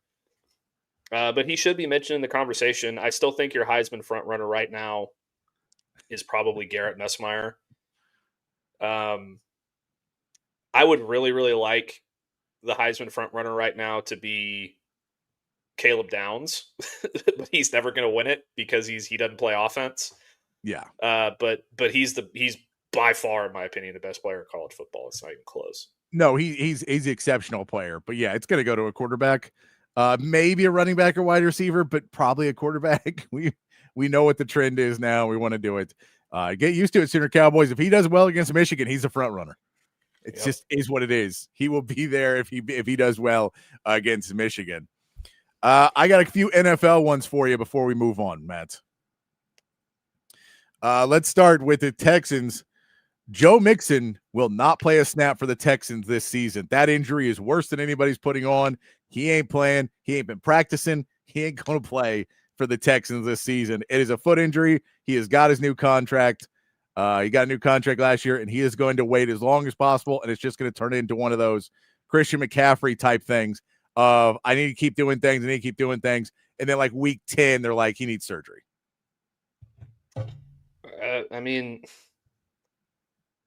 based on what we've heard so far, it doesn't really seem like an overreaction. I mean, I just don't know. Like, that guy's injury history is very concerning to me, so I could absolutely see a scenario in which he has a surgery and moves on and doesn't end up playing this season. All right. Yeah, I mean that one scares me so much, but I'm like, it really feels like that's a pretty decent chance that injury, just because anytime they won't tell you what the injury is and they're like, oh, it's just kind of a foot thing. You're like, okay, that's an important part of the body for a running back. Would you like to be more specific? They're like, nah, it's a foot thing. Oh, I don't like that one. I don't like that one. What about the Packers are the favorite to win the Super Bowl now that they have Micah Parsons? I think calling them the favorites is probably an overreaction, but I think that they're going to be in the conversation and playing for an NFC championship. I really like Jordan Love. I think Matthew Golden's going to be awesome for them. I like their running game. Josh Jacobs is really good. And the biggest hole that they had on their team, they filled it with arguably the best player at the position in the NFL. So it's going to be really hard to keep them out of the conversation. And to that point, Micah Parsons fits that defense incredibly well. So they're going to be really, really good. All right. And finally, the Cowboys will improve their run defense and actually improve overall and be a better defense because Micah Parsons is now gone and they got Kenny Clark. Absolutely ridiculous overreaction.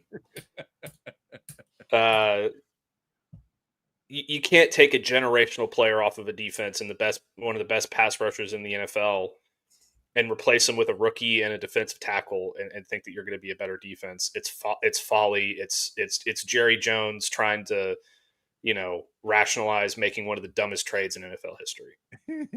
What's the EPA, like the earned points against or the expected points against?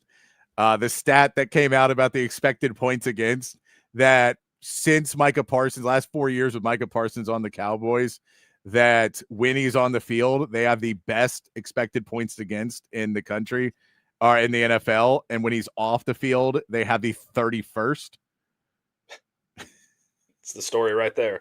It's like a weird stat. It's a weird stat because it's not like a yardage or whatever else. It's expected points against. But like in the algorithm, the way it works out, it is by far the most like dramatic edge. They will do that.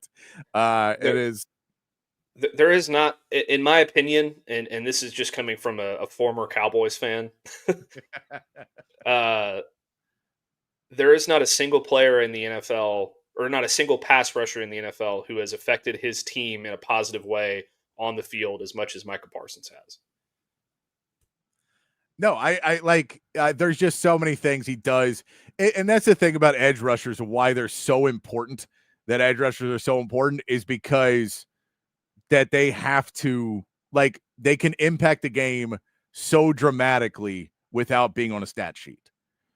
That they're pressured, that they're, double teaming them, it allows other people. There's so many things a great edge rusher can do and to push ahead.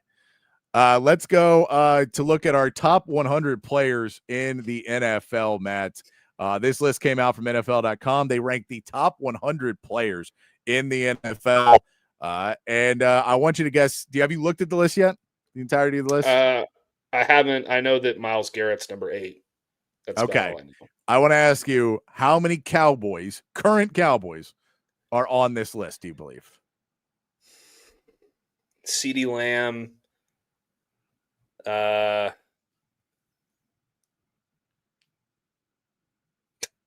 CeeDee Lamb's correct. He is number 35. I don't think Dak made the list. Dak did make the list. He is on the list. He did make the list. So my guess is 2, maybe 3. Dak, and now that Micah Parsons is gone, definitely at least 2 or 3. Dak is 79. Dak is 79th, and that is 2 players for the Cowboys on your top 100 list of NFL.com. Is there any other player that you would think maybe could crack this list of the top 100 players? For the Cowboys? Yeah, for the Cowboys. Deron Bland didn't make it? Deron Bland did not. I think it's because of injury, mostly, that he wasn't there as much last year, and that's kind of because 2 years ago, he's Defensive Player of the Year finalist, so you have to put him on the list 2 years ago, right? Yeah. Tyler Smith didn't make it either. No, Tyler Smith did not make it. I think Tyler Smith should probably be on the list. Okay. I can go with that. How many Texans do you think are on this list? Definitely Will Anderson, I would imagine. Will Anderson is number 46. I have a feeling CJ Stroud didn't make it. CJ Stroud is number 39. Really? After last year, he's number 39? 39. That is wild. I mean, I think he deserves to be on the list, but that's pretty high for me.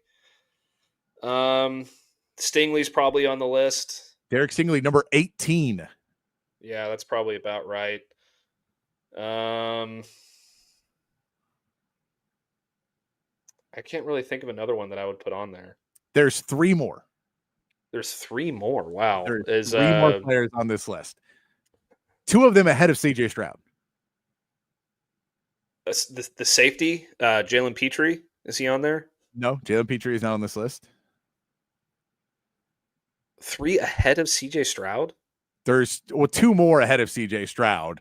There was 3 total ahead of him, but 2 more ahead of him, and then 1 more behind him. 1 more is the lowest Texan. Laramie Tunsil, by the way, was on this list as well, but he is no longer a Texan. Oh, Nico Collins is probably on there. Nico Collins is number 32. Oh, God. Who else is the other one?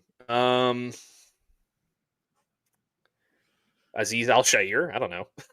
Daniel Hunter. Daniel Hunter. Oh, yeah. Daniel Hunter. Yeah, Daniel Hunter. Yeah, of course. Great. Another great edge rusher. And then number 58 is Joe Mixon. So Joe Mixon makes that list. We just talked about him maybe not playing, but he is a really good running back. When he is playing, he was really good for them. So they get 6 players on this top 100 list for the Texans. If we do look at the top 10 players in their list, Patrick Surtain, the second, is your number 10. Justin Jefferson at number 9. Myles Garrett at 8. Derrick Henry at 7. Joe Burrow at 6. Patrick Mahomes at 5. Jamar Chase at 4. Josh Allen at 3. Lamar Jackson at 2. And Saquon Barkley at 1. Okay. That is, do you believe that there's anybody who should have gotten in above that? TJ Watt's 11, Chris Jones is 12, Penny Sewell is 13, Trey Hendrickson is 14, a little bit high for him probably. He went up 63 spots from last year, by the way. Trey Hendrickson to get up to number 14. Was a sack leader, so he does get into that. Top 10. Who would? I don't know. I think Myles Garrett should be a hell of a lot higher than 8. I mean, again, he is just another level of player. Like, I think the best defensive player in football should be a top 5 player. Yeah, I mean, yeah, again, I know, and it's like it's on the Browns. It feels like he's being penalized for being on the Browns. Yeah. I don't know that anybody else I can think of should be top 10. Probably Micah Parsons. Thoughts on Jared Goff being number 15? It's way too high, but he had a really, really good year last year, so he deserves his flowers because he had a great year last year. I just think when next year's list comes out, he's going to be a lot lower. All right, where would you put your boy Matt Stafford on this list? Knowing Jared Goff is at 15, knowing that Dak Prescott is 79, knowing CJ Stroud is 39. Where are you putting Matt Stafford? I'd put him ahead of CJ Stroud. I mean, if I was making this list, I would move Jared Goff down probably into the 20s, and I'd put Matthew Stafford at 15. Because when he's healthy, he's a top 5 quarterback, top 6 quarterback. He is much lower than 15. He is on the list. He did make the list, but he is 59th. 59th for Matt. I mean, that's too low. He did struggle with his health a little bit last year. If he stays healthy this year, which is a big if, with that back, I have a feeling he's going to be right up there. But he's 30, 38, 37. So I maybe he's getting penalized a little bit for that. Maybe he's getting penalized for missing a couple games last year. But if he's healthy, he's going to be real good. Possibly the most missed rank I would put on here, Bijan Robinson. We think is one of the top running backs in the country, and running backs in the NFL. 62. What running backs are ahead of him besides Saquon? Yeah, let me find the easy way to do this. I bet Jahmyr Gibbs is above him. So if we go here, Saquon Barkley is number 1. Derrick Henry is number 7. Jahmyr Gibbs is 27. Josh Jacobs is 33. Joe Mixon 58, and Bijan Robinson at 62. Yeah, he should be ahead of Jacobs and Joe Mixon for sure. Christian McCaffrey coming in at 73, a 70 spot drop for Christian McCaffrey after missing an entire season. I still can't remember what that injury. I always try and remember what that injury was called, but it was like it's bilateral Achilles something. Like the name of it was really weird, and the fact that it was a torn Achilles, but in both of his legs somehow it spread. There's so many weird pieces of that Christian McCaffrey injury that I don't know. Yeah, I mean, if we're going to penalize guys for missing games on this list, then Christian McCaffrey shouldn't even be in the top 100. Yeah, because he didn't play last year. I mean, I think the whole point, I don't really know the entire criteria for this list, but it does come out. I mean, it's about what players did last year, but what they're going to do again this year, because it's not just a list of what they did last year, or else we would have had this list well before the season. So they're still believing these guys are going to be really good players going forward. It is your quarterbacks listed in this. We have done our list. I got to put all those out. I haven't made the list. I should put those out before we get done for the season. Lamar Jackson is your top-rated quarterback at number 2. Josh Allen is second at 3. Patrick Mahomes at 5. Joe Burrow at 6. Jared Goff comes in after those elite-level quarterbacks. Jared Goff is the next quarterback at 15. Jalen Hurts at 19. Jaden Daniels comes in at 21. CJ Stroud at 39, Baker Mayfield at 50, Justin Herbert at 56, Matthew Stafford at 59, Bo Nix at 64, Jordan Love at 68, Sam Darnold at 72, Dak Prescott at 79, Tua at 91. All right. That's a horrible list. That's a horrible list. Jalen Hurts should be ahead of Jared Goff as well. He just won a Super Bowl, for God's sake. It is somewhat surprising to see that is how that list turned out. I was expecting it to be a little bit better of a list, and I started to look at it, and it really was surprising where they put some of these guys. It feels like they made this list and then just were like naming off names, and then we're like, oh, what about this guy? And then they're like, oh, we forgot to put Jared Goff. I don't know how Jared Goff, I get he had a statistically really great season last year, but again, maybe this is done by people who didn't watch the games and only look at stats and former equations and stuff like that. Because eye test wise, we'll be like, Jared Goff does really well. We're all really curious what he's going to do without Ben Johnson. That's probably one of the best storylines to watch, even just week 1, to see what this team can do without Ben Johnson, and see if it's, looks like it's basically the same offense that you're going to be able to get, or if things start to change, if Jared Goff really needed that guy in his ear, or if he started to figure it all out as it goes in. They play the Packers week 1. So, I mean, you're playing a decent defense in week 1 that's going to be able to come after you now, as long as Micah Parsons is healthy. I release playing, I should say. He won't be healthy no matter what, but he could be playing if he gets the injections in his back. So that'll be a different place. They don't have a lot of young guys in there as well, so we just don't see a ton. Jaden Daniels gets on there because he has an insane season, but we don't necessarily see a ton of young guys on that list of 1-year, 2-year players. But yeah, that is your NFL 100 list. Somewhat surprising, a lot of those names. Definitely not where I would put them. If it was our list, we have our list that we've done earlier this year, and now we get into the world of trying to figure it out as we go further into this season, with the Cowboys kicking off on Thursday. I'm ready for it. I'm ready for the Cowboys and Eagles. It's an 8.5-point line, Matt. That is a big line for week 1. That is a really big line for week 1. It is right now the biggest line on week 1, by the way. Early prediction, the Eagles cover that easily.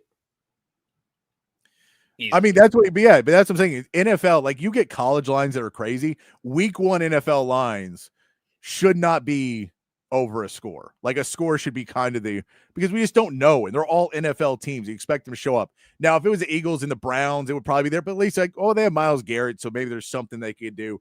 I think the biggest line I looked up earlier, the biggest week 1 line that there ever has been was 17.5, which if you're lining up and you're a 17.5 point dogs in week 1, that's a problem.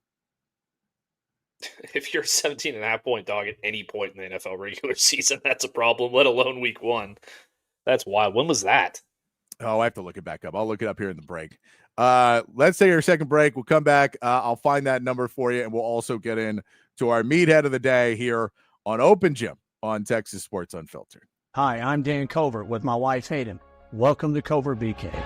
Our newest location in the gorgeous Hill Country includes Buick, GMC, Cadillac, Chrysler, Dodge, Jeep, and Ram, and hundreds of pre-owned and certified vehicles for you to choose from. We have 3 service departments that are ready to take care of your car, truck, or SUV with 86 service bays to accommodate any repair and get you in and out quickly.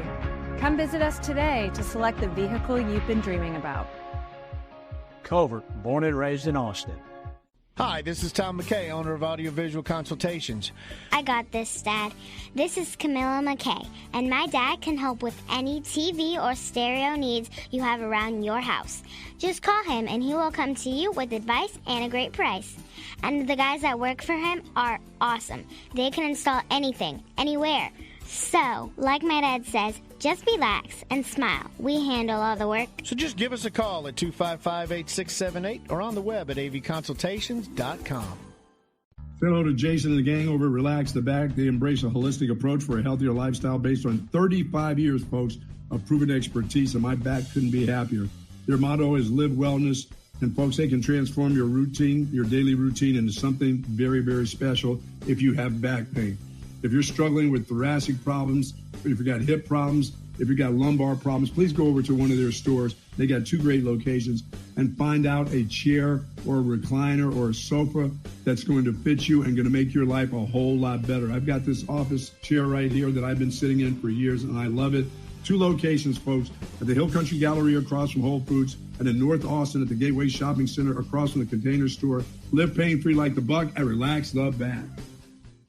SendTexTickets.com. If you're in the market for tickets to any sporting event, any concert, any Broadway show, anything live coming to town, you got to head over to SendTexTickets.com. The best seats to all of the biggest events, not just here in Austin, but all over the state and all over the country as well. It's so easy to use. Just log on your phone or computer to SendTexTickets.com. All of their tickets are 100% guaranteed, and they will be delivered right to your phone or computer. So simple to use, and you're also helping to support a local business every time you shop. SendTexTickets.com. So if you want to be at the biggest events in sports and entertainment, there's only one place to go. It's SendTexTickets.com. Back here on Open Gym. Now I can't even find the spread. I can't find it anymore, Matt. I had it earlier. It has disappeared from my things or whatever I asked the question to find it before. But there has been big week 1 spreads before. This one is 8.5. It feels like it's a pretty big one going across. All right. Let's get into our meathead of the day today. This is the story over the weekend for at the U.S. Open. Have you caught up with this story about the Polish CEO, Matt? I have not caught up on anything with the U.S. Open whatsoever. So there was a story about a Polish CEO. This is the end of a match, and I'm trying to find the guys' names because these are difficult names. So the tennis star is Kamil Matrzaczak, signs a hat, and he goes to give it to a kid at the U.S. Open. Here, I believe, is the video of that. He's signing the hat, signing the ball, signs it, gives his hat, and a dude just grabs it away from the kid he was clearly trying to give it to, and then gets it, puts it in the bag. He's like, okay. And then So he does this. It gets caught on camera. People are like, and then he's trying to get more stuff signed, and he's just being overall not great because he's a grown man. And he took the hat away from a child, right? This is a big no-no in the sports world. If you catch a foul ball and there's a kid or whatever, you give it to the kid. It's more about the kids. You don't do those things. So we find out that this is a CEO, Peter Surzerick, of paving firm Drogbrook. These are all hard names for me to say. But so it comes out, people go, that's who this guy is, right? So he makes a statement, Matt. The recent incident at the tennis match has caused a disproportionate online uproar. It's all about the famous hat, of course. Yes, I took it. Yes, I did it quickly. But as I've always said, life is first come, first serve. I understand that some people might not like it, but please, let's not make a global scandal out of the hat. It's just a hat. If you were faster, you would have had it. Regarding online hate, I remind you that insulting a public figure is subject to legal liability. All offensive comments, slander, and insinuations will be analyzed for the possibility of taking the matter to court, which is one of the craziest statements when you get caught stealing a hat ever. He's clearly in the wrong. He clearly did something he wasn't, and then said, well, if that kid was faster, that kid would have fought me for it, then he could have had the hat, but I was faster. I get it. So now everyone hates this guy. He is being dragged through everywhere. He threatens lawsuits. We do get the positive finish of the story, though, that the tennis player then finds the kid, meets up with him, gives him another hat, signs some things for him, and is like, hey, we checked out. We're good. I made sure the kid had a good day, even though that other guy is an ass. Am I going to get sued if I say anything about this? Or... So here's what my theory is, Matt. We're not going to say anything about the guy because we don't want to get sued, but we can just tell Polish jokes because Polish jokes are just old kind of street jokes. So if you want to say the Polish are so greedy, they will rip the hat out of a kid's hands, even if it makes you look like one of the biggest assholes on the planet. That's the Polish. That's not this guy. It's the general, not that guy. Without referencing this guy in specific, I think that grown men who are that emphatic and that aggressive when it comes to getting autographs and memorabilia, especially when children are involved, are for lack of a better term, pathetic. I think that it's.